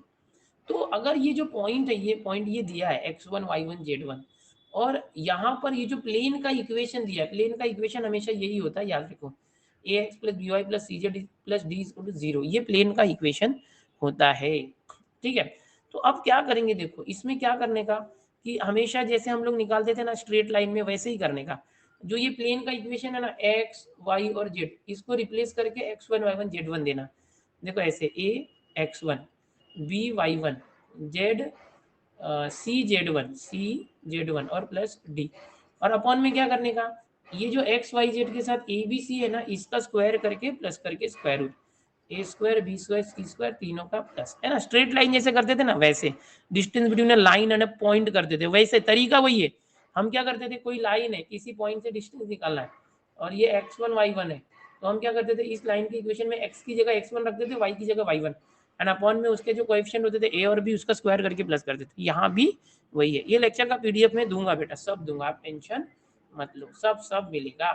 तो ये इसका एग्जाम्पल भी अगर आप चाहे तो देख सकते हैं, लेकिन अभी कंसेप्ट लगभग खत्म हो गया है, कंसेप्ट लगभग खत्म हो गया है। अभी एक एमसीक्यू आज कर लेते, ताकि नाम तो हो जाए, हमारे बच्चे ये तो ना बोले कि सर एमसीक्यू नहीं किया। क्वेश्चन पढ़ो और चलो देखते हैं। एमएसटीसीटी 2008 का प्रश्न है, बहुत सारे लूंगा यार। टिप्स एंड ट्रिक्स के रिकॉर्डेड लेक्चर में प्रॉब्लम ये है कि वो ग्रुप को प्राइवेट कर दिया है, नून ने ग्रुप प्राइवेट हो चुका है। जो लोग उस ग्रुप में हैं उनको ही रिकॉर्डेड वीडियोस दिखेंगे, ठीक है। चलो करना पड़ेगा, करना पड़ेगा। क्या करेंगे देखो, यहाँ पर 3 पॉइंट्स हैं, तीनों पॉइंट्स क्या है, कोलिनियर है। देखो बेटा कभी भी कोई भी अगर पॉइंट्स कोलिनियर होते हैं, जैसे point A, point B, point C collinear है, यानी एक ही लाइन में है, ऐसे में आप क्या कर सकते हो, ये ए बी वेक्टर निकालो, ए बी वेक्टर के साथ है ना आप बी सी वेक्टर निकालो, ये दोनों वेक्टर निकालो। और अगर कोई दो लाइन या दो वेक्टर पैरेलल होते हैं या कोलिनियर होते हैं, तो उनके डायरेक्शन रेशियो जो होते हैं ना बेटा, डायरेक्शन रेशियोज, ये जो होते हैं ना, ये इनका डायरेक्शन रेशियो का रेशियो सेम होता है। और अगर दोनों परपेंडिकुलर होंगे ना, तो डायरेक्शन रेशियोज का मल्टीप्लाई करके सम करेंगे तो 0 आना चाहिए। ओके, तो अभी कैसे करेंगे देखो, हाँ बेटा एकदम ध्यान से देखो। अभी मैं एक स्टोरी लेने वाला हूँ भाई, कपिल शर्मा आप जो स्पैम कर रहे हो मैं करूंगा, रुकना, एक बता लेना, एक बता लेना मेरे दोस्त, एबीसी। तो अभी सबसे पहले डायरेक्शन रेशियो निकालते हैं। डायरेक्शन रेशियो किसका निकालते हैं, ए बी का, direction ratio of A B. तो देखो ये ए है सपोज, ये बी है और ये सी है। डायरेक्शन रेशियो के लिए क्या करो, इसको देखो डायरेक्ट माइनस करने का, 2 - 5 क्या आएगा, 2 - 5 क्या आएगा बेटा, -3। फिर 2 - -2, 2 माइनस तो +2 4 हो गया। फिर ये बी, एग्जाम में ये बीटा था, मुझसे टाइप नहीं हो रहा था तो बी लिख दिया मैंने, ये बीटा है, बीटा -7, बीटा -7, ये बीटा निकालना। ओके, ये किसका आया, ए बी का डायरेक्शन रेशियो। अभी दूसरे का निकालो, कौन कोलिनियर है, तो हमने क्या किया, ए बी के साथ ए सी भी ले सकते हैं, बी सी भी ले सकते हैं, बी सी, ठीक है। ए बी सी का डायरेक्शन रेशियो क्या आएगा। अभी हम क्या करते हैं, जैसे ए बी था, एकदम ध्यान से देखो, ए बी था तो यहां पर हमने माइनस किया, अभी बी सी है तो बी सी में सी में से बी माइनस करो, -1 और -2 तो -3 हो जाएगा। फिर 6 में से 2 माइनस किया तो 6 - 2 4 हो गया। फिर -1 में से बीटा माइनस किया, -1 माइनस बीटा हो गया। अब क्या होगा देखो, अब ये दोनों डायरेक्शन रेशियो है तो दोनों सेम ही आने चाहिए, उनका रेशियो सेम आना चाहिए। जैसे देखो ये -3 आ रहा है तो ये भी -3 आ रहा है, ये 4 आ रहा है तो ये भी 4 आ रहा है। इसका मतलब क्या बच्चों, कि ये बीटा -7 आ रहा है तो ये भी वही आना चाहिए ना, तो दोनों सेम है, मतलब beta -7 is same to -1 minus beta. समझे क्या, समझिए क्या क्या करना था। तो अब अगर मैं ये करता हूँ बीटा, ये माइनस बीटा इधर आया तो प्लस बीटा, ये -1 है, -7 वहां गया तो +7, so 2 beta is equal to 7 - 1 6, so beta is equal to 3। वाह वाह क्या बात है, छा गए गुरु, छा गए गुरु। समझा कैसे करना। तो कंसेप्ट याद रखो, डायरेक्शन रेशियो जो होते हैं वो एबीसी होते हैं। कोई भी दो परपेंडिकुलर लाइन है, इसका direction ratio a1 b1 c1 है, इसका direction ratio a2 b2 c2 है। तो अगर ये परपेंडिकुलर लाइन है तो दोनों का जो प्रोडक्ट होगा a1 a2 इनका प्रोडक्ट, और B1 B2 का प्रोडक्ट B1 B2, और C1 C2 का जो प्रोडक्ट है, इन तीनों को प्लस करोगे तो 0 आएगा। ये जब परपेंडिकुलर होंगे, तो कोलिनियर होंगे तो दोनों स्केलर मल्टीपल आना चाहिए। जैसे ए बी बार और बी सी बार एक ही साथ है, कोलिनियर या तो पैरेलल है, तो उनके डायरेक्शन रेशियो है ना एक जैसे या मल्टीपल आने चाहिए। समझ में आ रहा है, समझ में आ रहा है बेटा, यस समझ में आ रहा है। ये इजी तरीका है, एक है और भी अलग अलग तरीके जिससे आप ये कर सकते हो। तो एक एमसीक्यू मैंने ले लिया आपके लिए, एक एमसीक्यू ले लिया है, ब्रेकआउट लेने की कोशिश करना है। ब्रेकआउट लेते क्या, फाइनेंशियल फ्री, ओके वो भी बताता हूँ, मैं सब बताता हूँ बेटा, सब बताता हूँ यार, तुम टेंशन मत लो। डेली पहले हम 2 बार मिल रहे थे, अभी 1 बार मिल रहे हैं। अभी मैं यूट्यूब पर भी आऊंगा 7:15 आप लोग जरूर कनेक्ट होना। यूट्यूब पर मैं डिफरेंशियल इक्वेशन का और एक लेक्चर लेने वाला हूँ। एक ब्रेकआउट क्वेश्चन लेते, ब्रेकआउट लेते, देखो तुमको जमता है तो ठीक है, नहीं तो अभी तो मैंने सिखाया नहीं। एक काम करता, दूसरे चैप्टर का लेता हूँ, इसके एमसीक्यू होने दो, या तो चलो ट्राई करते इसका ही, ट्राई करते इसका ही, ट्राई करते, ट्राई करते इसका ही, ट्राई करते। चलो सिखा तो दिया है ना, आपको आना चाहिए। हम्म, नहीं नहीं 1 मिनट है, 1 मिनट।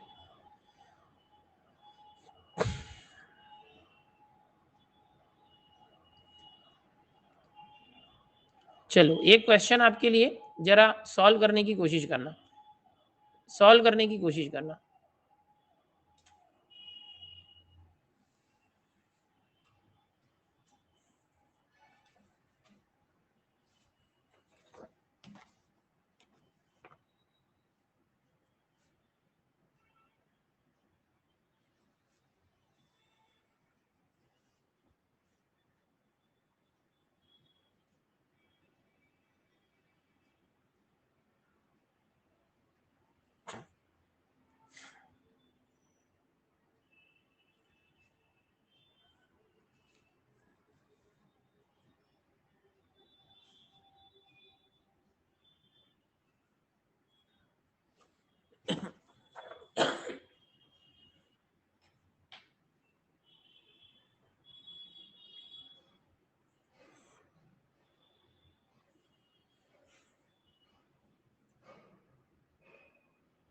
टाइम खत्म हो रहा है, जल्दी करो, बहुत आसान क्वेश्चन है, अभी कंसेप्ट सिखाया था आपको।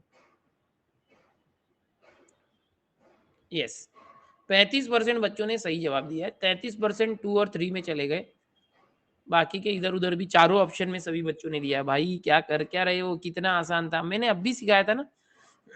अभी क्या सिखाया था आपको कि जब भी दो इस तरह से लाइंस होती है ना बेटा, जैसे ये लाइन है x-5/2, तो ये डायरेक्शन रेशियो होता है, ध्यान से देखो, 5+4/-3, ये डायरेक्शन रेशियो है, पाई वाला, ये तीसरा डायरेक्शन रेशियो, ये तीनों डायरेक्शन रेशियो है कार्टेशियन इक्वेशन में, याद है ना, मैंने कल सिखाया था। और ये क्या दिया है कि लाइंस परपेंडिकुलर है, तो दोनों के जो डायरेक्शन रेशियो है, जैसे इसका 2 है और इसका -3 है पहले का, और लैम्डा है दूसरे का, क्या है देखो ऊपर मैं लिख नहीं रहा हूँ, 1 लैम्डा और लैम्डा, तो अगर इसका मल्टीप्लाई करते हैं 1 लैम्डा और लैम्डा, मतलब दोनों के डायरेक्शन रेशियो का मल्टीप्लाई करके प्लस करोगे तो 0 आना चाहिए, ये सीखा था। तो ये क्या हो गया, 2 1 2 plus minus -3 lambda plus lambda lambda square, इसको सॉल्व करो, क्या आ रहा है, क्वाड्रेटिक इक्वेशन 10 जैसा आ गया। तो क्या करना पड़ेगा, 2 का फैक्टर लिया 2, तो -2 -1 आएगा, तो -2 -1 आ रहा है, तो आंसर क्या आ गया 2 1, सॉल्व करोगे आ जाएगा ना, लैम्डा -2 लैम्डा -1 इक्वल टू 0, तो ये क्या हो जाएगा, लैम्डा -2 इज 0, यानी लैम्डा इक्वल टू 2 और लैम्डा इक्वल टू 1, है ना। आप जो तरीका करते मैं कैसे कर दिया, -2 -1 डायरेक्ट फैक्टर आया, तो ये इसका फैक्टर है, तो इसका सोल्यूशन क्या आएगा, उसको उल्टा रहता है, नेगेटिव, -2 का नेगेटिव 2 -1 का 1, ये ऐसे हो गया, आया समझ में। कितना आसान था देखो, ये ऐसे क्वेश्चन आएंगे तो डरो मत यार, ऐसे क्वेश्चन आएंगे तो डरो मत। ओके, लैम्डा -1 एंड लैम्डा, हाँ ऐसे भी कर सकते कंपेयर करके। चलो, समझ में आ गया, सभी को समझ में आ गया, एक्सप्लेन वंस अगेन। अरे बेटा कैसा है ना, ये जो नीचे है ना, ये डायरेक्शन रेशियोज रहता है, आपको समझाया था ना, ये समझो A1 B1 और C1 है, तो दो अलग अलग लाइंस है ना, तो दोनों के जो डायरेक्शन रेशियोज रहते हैं ना, A1 A2 B1 B2 C1 C2, इनको प्लस करेंगे ना मल्टीप्लाई करके, तो 0 आना चाहिए, वैसे सॉल्व किया, समझ में आया। तो अभी इस तरह से, अभी चलो यार, बच्चे बहुत परेशान है यार, चलो कोई बात नहीं, रुको 1 मिनट। Yes 1 minute. हम्म, तो सबसे पहले फाइनेंशियल फ्रीडम क्या होता है, ये मैंने एक सेमिनार अटेंड किया था, तो वो बड़ी बड़ी बातें वहाँ पे चलती रहती थी, नेटवर्क मार्केटिंग का, कि आप नेटवर्किंग करो, नेटवर्किंग करने से आप लाखों करोड़ रुपए, 1 साल में करोड़पति हो जाओगे, ये ऐसे ऐसे बताते थे, 1 साल में, मतलब क्या बात कर रहा है, 1 साल में करोड़पति, अरे भाई 21 दिन में पैसा डबल, क्या बात कर रहे हो, अरे मैं इतना खुश हो गया था जाके, बाप रे, अरे पूरा दिमाग में भर दिया था। और ये छोटे छोटे बच्चे आ रहे थे 20 साल के, बोले ये है मिलेनियर, फिर एक 22 साल का बच्चा आ गया स्टेज पे, ये है बिलेनियर, बोला अबे क्या बात कर रहा है, मिलेनियर बिलेनियर कैसे बन गए, हमने ये मार्केटिंग की, करोड़पति, ये क्या पढ़ी लिख दिया। करोड़पति, ओके, उनको देख के ऐसा लगता था, बाद में पता चलता था सब फेक थे वो लोग, 21 दिन में पैसा डबल की स्कीम लेकर आते थे, वो बड़ी बड़ी बात है। तो उन्होंने एक बात सिखाई थी, फाइनेंशियल फ्रीडम, ऐसे बहुत सारी चीजें उनसे सीखने मिली थी, कि भाई उनका तरीका जो है काम करने का, वो करना बहुत मुश्किल है, उससे करोड़पति बनना, लेकिन ये जो चीज़ें बड़ी ये है कि जो जैसे नॉर्मली मार्केट में जब भी जाते हैं ना बेटा, तो हमें कुछ खरीदना है, तो वो सामान हम हाथ लगाते उठाते हैं, और उस सामान के ऊपर देखते हैं कितना लिखा है, 200 रुपया, अरे बाबा 200 रुपया है, ये तो सस्ते में भी आएगा, है ना, ये 50 में आना चाहिए, ये नहीं लेगा, फिर भाव करते, 200 रुपया कम करो ना, ये कम नहीं आएगा, फिक्स है, अरे कम करो ना, ठीक है चल 190 दे दे, अरे 180 में दो ना, हाँ ठीक है ले ले चल निकल। तो ये जो चीजें है ना, ये जो चीजें है ना, ये जो चीजें, ये इससे दूर होना, मतलब आप मार्केट में गए, या कि आपको तो मार्केट भी जाना पड़े, आपने कोई सामान है, आपको ये पसंद आ गया, ए दुकान वाले पैक कर इसको, सीधा पैक कर, प्राइस वगैरह देखना नहीं, आपको अच्छा लगा ना, आपको ये चाहिए ना, पैक करने का, अरे इसका रेट तो देख लो, क्या 200 का है, क्या 2000 का है, क्या 20,000 का है, अरे अपने को कुछ नहीं पड़ा, कितना है उतना बिल दे, ये क्रेडिट कार्ड है डेबिट कार्ड है, ये स्वाइप का तेरा पैसा ले निकल। So this is known as financial freedom, and अपने लाइफ में ये फाइनेंशियल फ्रीडम लाने की कोशिश करना है, समझ में आ रहा है। मतलब ऐसा चूना लग, एक लड़का बोलता है ऐसे चूना लग सकता है बेटा, जो फाइनेंशियली फ्री रहेगा ना, वो रोड पे नहीं खरीदेगा, समझ में आ रहा है। वो या तो बड़े मॉल में जाएगा या बड़े बड़े जो ब्रांडेड शोरूम्स होते हैं वहाँ जाएगा, या तो फिर ऑनलाइन लेगा।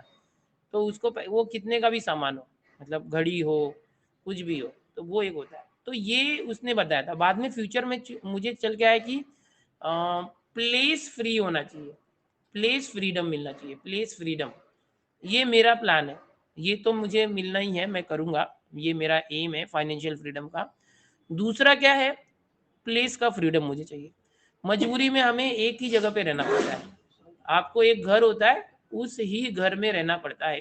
आपका एक ही लोकेशन होता है, you can not go away from that home. अभी आप मतलब कि कहीं जाना भी चाहो ना, तो आप घूम फिर के 10 दिन या 1 महीने की ट्रिप मार के वापस उधर ही आने वाले हो। क्यों? क्योंकि आपका जॉब लोकेशन भी वही है, आपको वहीं से जॉब करना है। ओके, आप वहाँ से जॉब करना है, जॉब पे जाना है या कुछ करना है। तो ये जो चीज़ है ना, उसकी वजह से मजबूरी में हमें एक ही जगह पे रहना पड़ता है। हाँ, तो अभी प्लेस का फ्रीडम मतलब क्या? प्लेस का फ्रीडम मतलब कि भाई पूरे साल में आपको जहाँ मन करे ना वहाँ जाके रहो। आपको कहीं तो रहना है, दूसरे आइलैंड पे जाके रहना है, या गोवा में रहना है, या तो फिर समझो गुजरात में रहना है, या जम्मू कश्मीर में या लद्दाख में रहना है, तो वहाँ जाके रहें, दुबई में जाके रहें। ओके, जहाँ रहना है वहाँ रहें, और आपका जॉब अफेक्टेड नहीं होना चाहिए, आप वहाँ से काम करो। सो वो एक ही तरीका है, ऑनलाइन अगर आप काम कर रहे हो तो ही पॉसिबल है। फिजिकल आपको जॉब पे जाने की ज़रूरत नहीं है। सो ये एक बड़ा सपना होता है हर एक का, और ये मैं अपना, मेरा जो सपना है ये पूरा करने की कोशिश कर रहा हूँ। मैं पूरे इंडिया में सोच रहा हूँ 2 या 3 जगह पे स्टूडियोज़ बना के रखूँगा, ओके, आगे चल के फ्यूचर में। और मैं कहीं पर भी जहाँ मन किया ना वहाँ जाके रहूँगा। 1 महीना इधर, 2 महीना उधर, 1 महीना इधर, हर जगह पे, मैं बहुत सी जगह पे। और जम्मू कश्मीर जो लद्दाख है, यहाँ पर भी मैंने सोच के रखा हुआ है कि यार वहाँ पर तो पहले ज़मीन खरीदना पॉसिबल ही नहीं था, मतलब अलाउड ही नहीं था।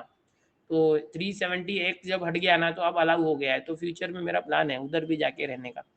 तो उधर एक अपना घर होगा, जब मन करे तो वहाँ रहने का, महीने 2 महीने। क्योंकि अभी मैंने टेलीग्राम पे शेयर किया था ना आपको, मेरा लद्दाख का छोटा-सा देखो ये था, शॉर्ट वीडियो था। उसमें आप देख रहे होगे सीनरी, क्या सीनरी है, बाप रे! यस, तो ये सारी चीज़ें हैं। अभी रिज़ल्ट की बात करते हैं, रिज़ल्ट की बात करते हैं। तो ये फाइनेंशियल फ्रीडम हो गया। रिज़ल्ट बच्चों आज नहीं आने वाला है। अभी वापस से मैं आपके लिए चेक कर रहा हूँ ट्विटर। नहीं, हमारी वर्षा ताई ने क्या किया है, सिर्फ़ इनको जो है, ओके, सीबीएसई वालों को कांग्रेचुलेशन बोला है, 12वीं वालों को। मतलब बोलते हैं ना कि अ, अपने बच्चों लोग को ध्यान मत दो, बाजू वाले को जाके कांग्रेचुलेशन दे रहे, पड़ोसी को। शर्मा जी के बेटे को कांग्रेचुलेशन कर रहे हैं और अपने बच्चे का ध्यान नहीं है, वैसा कंडीशन चालू है। कपिल शर्मा की स्टोरी बहुत टाइम लग जाएगा बेटा यार अभी। कपिल शर्मा की स्टोरी किसी दिन, जिस दिन थोड़ा-सा कम रहेगा ना, उस दिन हम लोग करते हैं। थोड़ा टाइम में, तक शॉर्ट में बताऊँगा तो मज़ा नहीं आएगा। ओके, शॉर्ट में बताऊँगा तो मज़ा नहीं आएगा, 5 मिनट ऑलरेडी लेट हो चुका है। ओके, आगे चल के कल, परसों, नरसों कभी तो टाइम मिला ना, उस दिन हम लोग करते हैं। ठीक है? ठीक है? ठीक है, चलो मैं शॉर्ट में बता देता हूँ, आप लोग नहीं मानोगे तो शॉर्ट में बता देता हूँ। ठीक है? चलो। देखो हुआ क्या था कि मेरे फ्रेंड्स और मैं, मतलब हमेशा ट्रिप पर जाते रहते हैं। तो ये मुझे लगता है बहुत पुरानी बात है, लगभग 6-7 साल पुरानी बात है, की सोईन सर का लेक्चर नाही. Okay, okay. आपलं ठेवावं झाकून दुसऱ्यांचं पाहून वाकून हो गुरु. ओके. अपने बच्चों को अच्छा मिलेगा क्या, कि सब्र का फल मीठा होता है. हाँ, चलो जी मैं बता रहा हूँ. तो मेरे फ्रेंड 6-7 साल पहले की बात है, मेरा एक खास फ्रेंड है विपुल सावंत नाम का, नॉट उदय सामंत, इट्स उदय विपुल सावंत.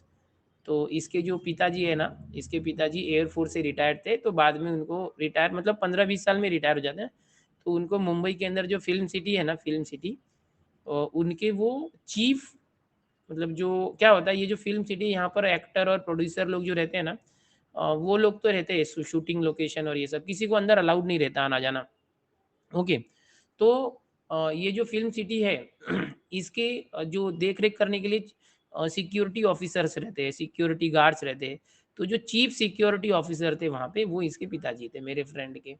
तो अब होता क्या था कि भाई किसी को फ़िल्म सिटी में ऐसे नॉर्मल पब्लिक को जाना अलाउड नहीं है। लेकिन मैं बड़े ठाट से जाता था, ऐसे गेट-वेट पे जहाँ भी सिक्योरिटी वाले ना, ये अंकल को फ़ोन कर देता था, इसके पिताजी को, कि मैं आ रहा हूँ। तो वो पूरे गेट पे कॉल कर देते थे, हर एक गेट पे, कि दिनेश सर येतायत, त्यांना येऊ दे आतमध्ये. बहुत रिस्पेक्ट करते वो भी। तो फिर मेरी फैमिली को लेके या मैं कभी फ्रेंड्स को लेके हमेशा अंदर घुस गए, फिर जो भी लोकेशन चाहिए उधर घूमने का, जो भी सेट है, तारक मेहता का सेट है या फिर करोड़पति का सेट है, फिर कपिल का सेट है या जितने भी सीरियल्स होते हैं ना, कहानी घर-घर की से लेके जितने भी सेट्स होते हैं, ओके? सारे सेट्स, फिर कोई मराठी सीरियल की शूटिंग चालू है, वहाँ पे मंदिर एक ही है, वो मंदिर में मूर्ति ही नहीं है। मूर्ति नहीं है, मतलब उसमें कैसा है कि जिसको उस मंदिर में शूटिंग करनी है ना, वो अपनी मूर्ति खुद लाने का। तुम शंकर की लाओ कि गणेशा की लाओ, उधर मूर्ति रख के बाद में शूटिंग करने का, वो ऐसा मंदिर बनाया उधर। हाँ, खुद का मूर्ति लाने का ऐसा। बालवीर का भी है, सब सब है, सब।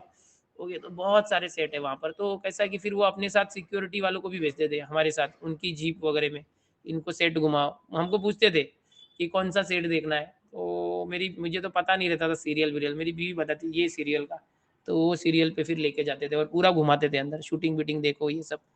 तो फिर क्या हुआ था कि एक बार हम लोग का ऐसे प्लान हो गया, विपुल सावंत, मी एंड मेरे फ्रेंड्स, कि यार कपिल शर्मा का शो देखना चाहिए यार। तो बोले यार ये विपुल अरेंज करना, तेरे पापा को बोलना हमको अंदर जाना है। तो वो कैसा वहाँ पर कैसा कि अलग तरीके से जा सकते हैं। वहाँ पर गेस्ट वगैरह उनका इन्विटेशन होना चाहिए कुछ है। तो विपुल सावंत ने अपने पिताजी से बात किया। उन्होंने वहाँ के जो मैनेजर थे उनसे बात किया, तो उनको बोले 7-8 हमारे लड़के लोग आएँगे, उनको एंट्री दे दो। तो हमको बोला ठीक है 3 बजे आ जाओ, 3 बजे आ जाओ। फट से बताने की कोशिश करो, ध्यान से सुनो। तो हम लोग भी एकदम शाणे 2 बजे ही निकल गए, 3 बजे पहुँच गए, गोरेगाँव आर्य कॉलोनी फिल्म सिटी के अंदर। अभी 3 बजे पहुँच गए, तो बोले यार अभी तो जल्दी आ गए, अपने को साढ़े 3 बजे बोला था। बोले आधा घंटा टाइम पास करते इधर-उधर फिल्म सिटी के अंदर, फिर जाते सेट। साढ़े 3 बजे सेट पे चले गए। अभी सेट पे गए तो उधर क्या किया उन लोगों ने, चलो, चलो लाइन लगाओ, लाइन लगाओ। लाइन अंदर आने वाले हैं, हम लोगों को चीफ गेस्ट का बैंड बाँध दिया। जैसे पिकनिक पे जाते हैं ना रिसॉर्ट में तो हाथ में बैंड बाँधते हैं। चीफ गेस्ट का बैंड बाँध दिया, गेस्ट है करके ये, स्पेशल गेस्ट।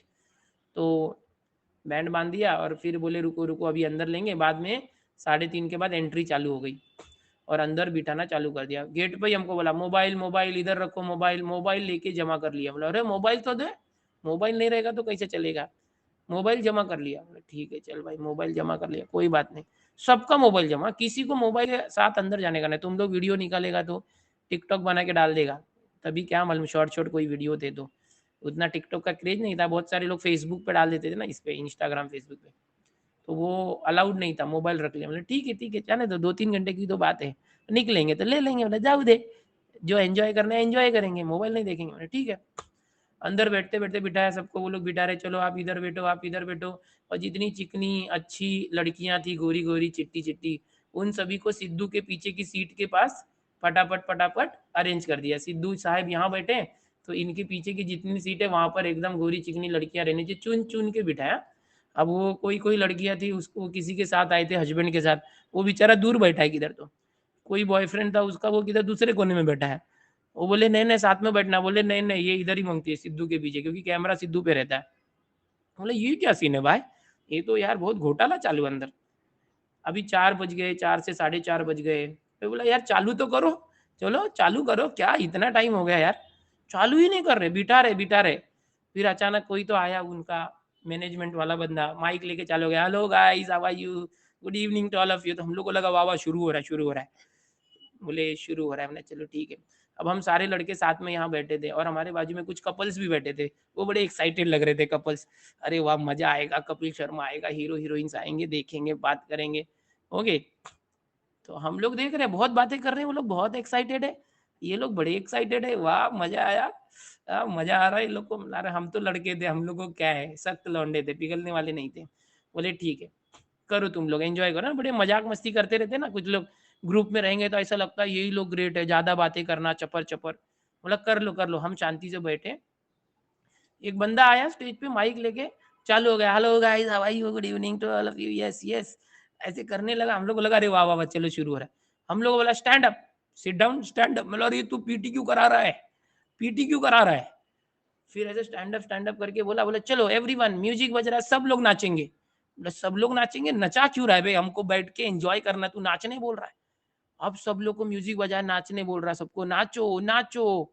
बोला नाचो? भाई मैं बोला मैं तो नहीं नाचूँगा भग। ये क्या इधर नौटंकी करना है क्या? ऑडिशन देना है? बाद में देखे तो 10-15 मिनट के बाद म्यूजिक बंद। फिर उनके 4-5 बंदे बीच-बीच में घुस के क्राउड में देख रहे थे कि कौन सबसे गंदा नाच रहा है, कौन एकदम आड़ा-टेढ़ा नाच रहा है। तो उनको स्पॉट कर लिया, उनको स्पॉट करके फिर वो लोग लेके गए, किधर लेके गए मालूम है? स्टेज के पीछे लेके गए, 4-5 जन को ढूँढ लिया, कौन एकदम आड़ा-टेढ़ा नाचते हैं ना शादी वाला डांस, खतरनाक, एक टाँग इधर, एक टाँग नागिन डांस में कुछ, उनको सबको पकड़ लिया, पीछे लेके गए। मैं बोला भाई ये लोग के साथ क्या करने वाले हैं? अच्छा हुआ अपन नाचे नहीं तो अपने को भी लेके जाते थे। अभी पीछे लेके गए तो गए, बाद में थोड़ी देर के बाद वो लोग आ गए, अरे ये क्या इनके कपड़े ही चेंज कर डाले, उनको कपड़े ही चेंज कर डाले, मतलब ये क्या सीन है? ओके, बोला चलो जाने दो। और हमको जहाँ बिठाया था ऊपर एकदम एसी था, चिल्ड एसी, अरे बाप रे! उनका वो स्टूडियो था बहुत बड़ा। अब वो एसी था, 5 बज गए, ये लोग कुछ चालू नहीं कर रहे और सबको हम लोग को एकदम जोर में 1 नंबर आ गया। मतलब बाप रे! अभी उधर सब जगह पे ना बॉडीगार्ड खड़े करके रखे थे, कोई उठना नहीं चाहिए, कोई हिलना नहीं चाहिए, कोई हिलना नहीं चाहिए। अभी मैं इधर बॉडीगार्ड को बोल रहा हूँ, भाई मुझे जाना है, मुझे जाना है। बोले किधर जाना है? अरे बोला ये टॉयलेट जाना है। नहीं जा सकते। बोला अरे बाप रे! नहीं जा सकते, बोले कैसे करेगा? एक तो ऊपर से एसी चिल्ड सर के ऊपर स्टूडियो के अंदर। मैं बोला अरे यार! ये क्या सीन है? तो ऐसे 10-15 मिनट का बहुत जब कंट्रोल नहीं हुआ ना तो मैं भड़क गया इसके ऊपर, "ए तुझे समझ में नहीं आता है क्या? जाने दे नहीं तो इधर ही सबको बास आएगा, गंदा हो जाएगा।" वो बोला, "अरे ऐसा मत करना।" बोला, "तो जाने तो दे।" अरे तो जाने दिया, बोला, "इधर से जाओ, बाहर मत जाना। इधर जाने का नहीं, सब लॉक है दरवाजे, तुम बाहर नहीं जा सकते।" बोला, "ऐसा क्या?" बोले, "ठीक है, इधर ही आऊँगा। थोड़ा एसी तो कम कर।" तो बाद में जाके आ गया। बोला, "हाँ, हाँ, थोड़ा राहत मिली, रिलैक्स।" है ना? मालूम है ना एक बार टॉयलेट होने के बाद थोड़ा अच्छा लगता है। अब रिलैक्स हो गए, मतलब बैठे, चलो ठीक है, ये लोग का क्या नाटक है, वो डांसर भी डांस करवा के भग गया। मैं बोला इनके कपड़े क्यों चेंज किया? तो बाद में समझ में आया था, मैं बताऊँगा तुमको कपड़े क्यों। फिर आने के बाद कुछ ना कुछ क्वेश्चन पूछ रहे हैं, कौन पहाड़ी इलाके से है, कौन इधर से है, और देख रहे हैं 2-4 जन को और चुना, उनको भी लेके गए, उनके भी कपड़े चेंज कर दिया। बोले ये क्या सीन है यार, उनको नंबर बता दिया, तू पहला नंबर बोलेगे, पहला क्वेश्चन पे तू हाथ उठाने का, दूसरा क्वेश्चन पे तू हाथ उठाने का, तीसरा क्वेश्चन पे तू, उनको सब सेटिंग कर दिया। वो लोग जब आए ना तो उनकी पोजीशन चेंज कर दी, रैंडमली बिठा दिया भीड़ में, एक को आगे बिठा, एक को पीछे बिठा, एक को किधर। मैं देख रहा हूँ भाई ये क्या चालू है नाटक। अरे बाप रे! टीवी पे तो ये सब दिखता नहीं है। अरे दादा 6 साढ़े 6 बज गए। अरे बोला चालू तो करो, 3:30 से हमको लटका के रखा, 6:30 बज गए। बोले चालू तो करो यार, तुम लोग का क्या नाटक है? फिर कैसे-कैसे धीरे-धीरे ऑडियंस आने लगी, अरे पब्लिक स्टेज वाली आने लगी। 7 बज गए तो कपिल शर्मा दिखा। अरे ये कपिल आ गया स्टेज पे। वो भी इधर-उधर भाग रहा है, सेटिंग कर रहा है, क्या करना, क्या नहीं करना। स्क्रिप्ट की तैयारी, और सब स्क्रिप्टेड है भाई। फिर सिद्धू-विद्धू तो आया नहीं, सिद्धू का सीन क्या था उधर पता चला। वो उधर पंजाब में रहता है। पंजाब में रहता है, रोज़ दोपहर को निकलता है, शाम को आ जाता है शूटिंग पे। मतलब हम 3:30 बजे इधर अंदर घुस गए थे हॉल के अंदर 3:30 बजे, और वो 3:30 बजे उधर पंजाब से फ्लाइट पकड़ा था उसने, और बाद में शाम को 7-8 बजे आ गया था। और 7:30 बजे 8 बजे जब सब आ गए तो शो चालू हुआ। अरे 4 घंटे से हमको क्यों बुला के बिठा के रखा? मतलब ऑडियंस की तैयारी पहले से 4 घंटे हमको बिठा के रखा। और जब हम इधर थे ना तब वो पंजाब में था सिद्धू। वो डेली पंजाब से आता था, इधर रात को शूटिंग करता था, रात को 1-2 बजे वापस निकल जाता था पंजाब में, सुबह पहुँच जाता था, फिर दिन भर उधर रहता था। मतलब ये क्या स्कैम है भाई? डेली फ्लाइट से अप डाउन। भाई मैं जॉब लोकेशन बोला फ्रीडम होना चाहिए। तू भाई पंजाब में रह के मुंबई में जॉब कर रहा है? बोला जाने दो चलो। चलो ठीक है, वो एमपी है उधर, मेंबर ऑफ पार्लियामेंट। बाद में क्या हो गया कि बोले चलो जाने दो, अब साढ़े मतलब चालू तो करना ठीक है। अब जैसे इधर 7:30 बजे चालू हो गया, थोड़ा बहुत मजा आने लगा, और वो सब रियल उनका होता है ना जो, वो मैंने देखा यार मस्त था, रियल था, सच में वो कर रहे थे। तो लगभग 7:30 हो गया, 8:30 9 9:30, फिर टाइम पता नहीं चला, मेरे लेक्चर के जैसे आपको टाइम नहीं पता चला, 9 9:30 बज गया, अच्छा लगने लगा, वाह मजा आ रहा है, मजा आ रहा है। लेकिन मजा तो आ रहा था, यहाँ हम लोग बैठे थे, यहाँ पर कौन बैठा था पता है ना? अरे वही जोड़पा जो चाव चाव कर रहे थे, चपलम। हाँ, तो हुआ क्या, ये लड़की बोलती है अरे मेरे को घर पे जाना पड़ेगा, और हम सब सुन रहे हैं। ये लड़का बोलता है क्या हो गया? अरे मैं घर पे बोली थी 2-3 घंटे में आ जाऊंगी। तो वो इधर बॉडीगार्ड को पूछ रहे भाई हमको बाहर जाना है। ओ तुम नहीं जा सकते, यू कैन नॉट गो, तुम जा ही नहीं सकते। बोले बाहर तो जाने दो, हमारा हो गया, घर पे जाना लेट हो रहा है, नहीं जा सकते, यू कैन नॉट गो। ये बोलते फोन कर, फोन कर। अबे फोन किधर, तेरे चाचा ने जमा करके रखा फोन उधर। अरे फोन भी नहीं कर सकते, अरे मेरे घर वाले फोन कर रहे होगे, बोलेंगे लड़की फोन नहीं उठा रही, किधर गई। और हम सब सुन के अभी हम लोग मजे ले रहे, पहले ये लोग मजे ले रहे थे, अभी हम लोग मजे, ये आएगा मजा ये। और करो, बहुत चाव चाव कर रहे थे। अभी इन लोगों का क्या हो गया कि परेशान, अभी 9:30 10, अरे मजा आ रहा है, क्या कपिल कॉमेडी कर रहा है, अरे वाह वाह वाह वाह, ओहो हो, गुत्ती आ गई, गुत्ती आ गई, अरे क्या मजा आ रहा है, मिथुन आ गया, मिथुन आ गया, वाह, मिथुन की कोई फिल्म थी रिलीज। अरे वाह वाह वाह, 12:30 बज गए रात के, इधर इन लोगों की मतलब हवा एकदम गुल, और हम लोग भी परेशान थे बट अब एंजॉय कर रहे थे। मतलब क्या होता है कि जब चालू हो गया ना तो 9:30 से 12:30 हो गए, कोई प्रॉब्लम नहीं। अब सब खत्म हो रहा था, सब मिल के, अच्छा बीच में जिसको था ना 1 नंबर, जब क्वेश्चन पूछते थे ना पहला क्वेश्चन, तो एक ही जन हाथ उठाता था। वो बेचारा घर से कपड़ा अलग पहन के आया था, उसको कपड़ा दूसरा पहनाया था क्योंकि कैमरे में वो आने वाला है ना, तो कैमरे में शाइनी कपड़ा होना चाहिए, अच्छा दिखना चाहिए। फिर 2 नंबर, बीच में वो जो डांसर लोग थे ना, उन लोगों को डांस करने के लिए बुला लिया था, जो आड़े-टेढ़े डांसर है। फिर लोग हँस रहे थे उनके ऊपर, हे, क्या टेढ़ा-मेढ़ा ना, उनके भी कपड़े चेंज कराए, सब स्क्रिप्टेड था। पहले ये बोलेगा, फिर वो बोलेगा। ओके, ये मिथुन था उसमें, मिथुन। ओके, तो ये काफ़ी पुरानी बात है। तो ये हो गया, अब 12:30 हो गया, अब 12:30 हो गया। तो अभी कैसा हो गया कि मेरे घर के भी सब गाँव थे। मेरा जो भाई है अनिल, वो ही इधर मुंबई में था। ओके, हम दोनों ही साथ में रहते थे। उसको बोल के आया था मैं कपिल शर्मा के शो में जा रहा हूँ। तो अब हुआ क्या कि ये लोग की तो वाट लग गई, और 1 बजे हम रात को बाहर निकले, रात को 1 बजे मतलब 1 एएम। अब 1 बज गए थे, अब रात को निकले तो वो आरे कॉलोनी है, पूरा जंगल है, फ़िल्म सिटी है ना, पूरा जंगल है, पूरा जंगल है। वहाँ पर कोई गाड़ी नहीं मिलेगी आपको, व्हीकल्स नहीं मिलेंगे, आपकी खुद की गाड़ी होगी तो ठीक है। तो हम सब तो कार से आए थे, ओके, तो खुद की गाड़ी होगी तो जा सकते हैं, ना रिक्शा, ना कोई पब्लिक, एकदम जंगल है, और वहाँ पे सब तेंदुए आते हैं। तेंदुआ समझते हो ना, तेंदुआ, लिपर्ड बोलते हैं ना, लिपर्ड। और तो वो तेंदुए आते थे, ओके। तो आपको बाहर रात को तेंदुआ भी खा सकता है, ऐसा जंगल है। तो अब बोले क्या करने का, तो हमारे पास तो व्हीकल थी, 1 बजे निकले। जैसे ही निकले बाहर, बाहर देखता हूँ अनिल खड़ा है, मेरा छोटा भाई। बोला, अरे तू किधर, इधर कैसे आया? अरे बोला, हम लोग रात के 11 बजे से परेशान है, दिनेश भाई आया नहीं, किधर गया? तो ये बोलता, अरे तू तो कपिल शर्मा में गया था। तो मैं बोला, हाँ तू क्यों आया लेकिन? अरे हम लोग फोन लगा रहे, तेरा फोन ही नहीं लग रहा है। अरे फोन वो लोग ने जमा करके लिया है, तो कैसा लगेगा फोन? अरे हम लोग डर गए थे, बहुत डर गए थे। मैं, तू आया कैसा इतना अंदर? गेट पे से आने भी नहीं दिया रहेगा तेरे को? बोला, नहीं मैंने गेट पे बताया, कार हमारी थी तभी, बाद में कार बेच दिया मैंने वो। तो गेट पे बताया मैंने, वो कार लेके आया था कि मेरा भाई ये कपिल शर्मा में गया, वो पहुंचा नहीं, उसके साथ कुछ हो तो नहीं गया, हम लोग को डर लग रहा है, फ़ोन नहीं उठा रहा है। मैं बोला, अरे बाप रे! तू इतना? बोलता है वॉचमैन आने नहीं दे रहा था। मैंने, तू कैसे आया? उसको बहुत चूना लगाया, बहुत इमरजेंसी है, ये है, वो है, फिर आ गया अंदर। बोला बाप रे! 1 बज गया था ना रात के 1 बज गए थे। मैं बोला, चल चल तू टेंशन मत ले, ये हो गया, इधर ऐसा-ऐसा सीन हो गया, उसको समझाया। बाद में वो लड़के-लड़की लोग को देखा, वो खड़े हैं, उनको कुछ ने है ही नहीं, रात के 1 बजे रास्ते में खड़े हैं, स्टूडियो के बाहर जंगल में, को कैसे जाएँगे? कोई है ही नहीं, कोई है ही नहीं। उनको हम लोगों ने लिफ्ट दी, बाहर तक पहुँचाया मेन रोड तक, बोले तुम लोग इधर से करके चले जाओ भाई, किधर जाना है। अब वो लड़की परेशान, जाए तो जाए कहाँ? इतने रात को घर जाए तो बोले कहाँ काला मुँह करके आई है, घरवाले तो यही बोलेंगे ना, ठीक है? तो ये सारा इंसिडेंट हुआ था। उसके बाद से हम सभी, अच्छा, उसके बाद से हमने कसम खाया था कि आज से कभी भी रियलिटी शो में नहीं जाएँगे। एक बहुत बड़ी सीख मिली थी, रियलिटी शो, क्योंकि उसके 2 दिन तक, उसके बाद 2 दिन तक हम लोग चेयर पर बैठ नहीं पा रहे थे। हम लोग चेयर पर नहीं बैठ पा रहे थे। भाई अगर आप 3 घंटे की एग्ज़ाम देते हो ना, अगर 3 घंटे का, तो आपको पता है 3 घंटे के बाद पीठ-वीठ अकड़ जाती है। अरे भाई हमको 3:30 बजे से रात के 1 बजे तक, समझ रहे हो, 7.5 घंटे बिठा के रखा था एक ही जगह पे, और बाजू में 2 ऐसे मुस्तंडे बॉडीगार्ड खड़े किए थे, कोई उठ के निकलना नहीं चाहिए। और समझ रहे, तो 7:30, अरे 2 दिन तक बैठ नहीं पाया था मैं। और वो 2 दिन तक जब बैठ नहीं पाते ना, जैसे कुर्सी पे बैठने की कोशिश करती थी ना, तो सब दुखने लगता था, बम्प वगैरह। अरे बोले बाप रे! फिर वो कसम खाया था हमने कि कभी रियलिटी शो में किसी के नहीं जाएँगे। तो बोला जाने दो अभी तो, और अभी तक उसके बाद कभी किसी रियलिटी शो में नहीं गया। मेरे को समझ में आ गया कि ये सब स्क्रिप्टेड होता है, सब फालतू रहता है, किधर जाने का नहीं, टीवी पे देख लो। बाद में वो शो जिस दिन आया, तो बोले भाई कैमरा हमारे ऊपर भी आ रहा था, हम लोग भी हँस रहे थे, वो हम लोग एपिसोड में दिखेंगे। भाई कितने 7 बजे से 1 बजे तक 5 घंटे तो शूटिंग हुई थी।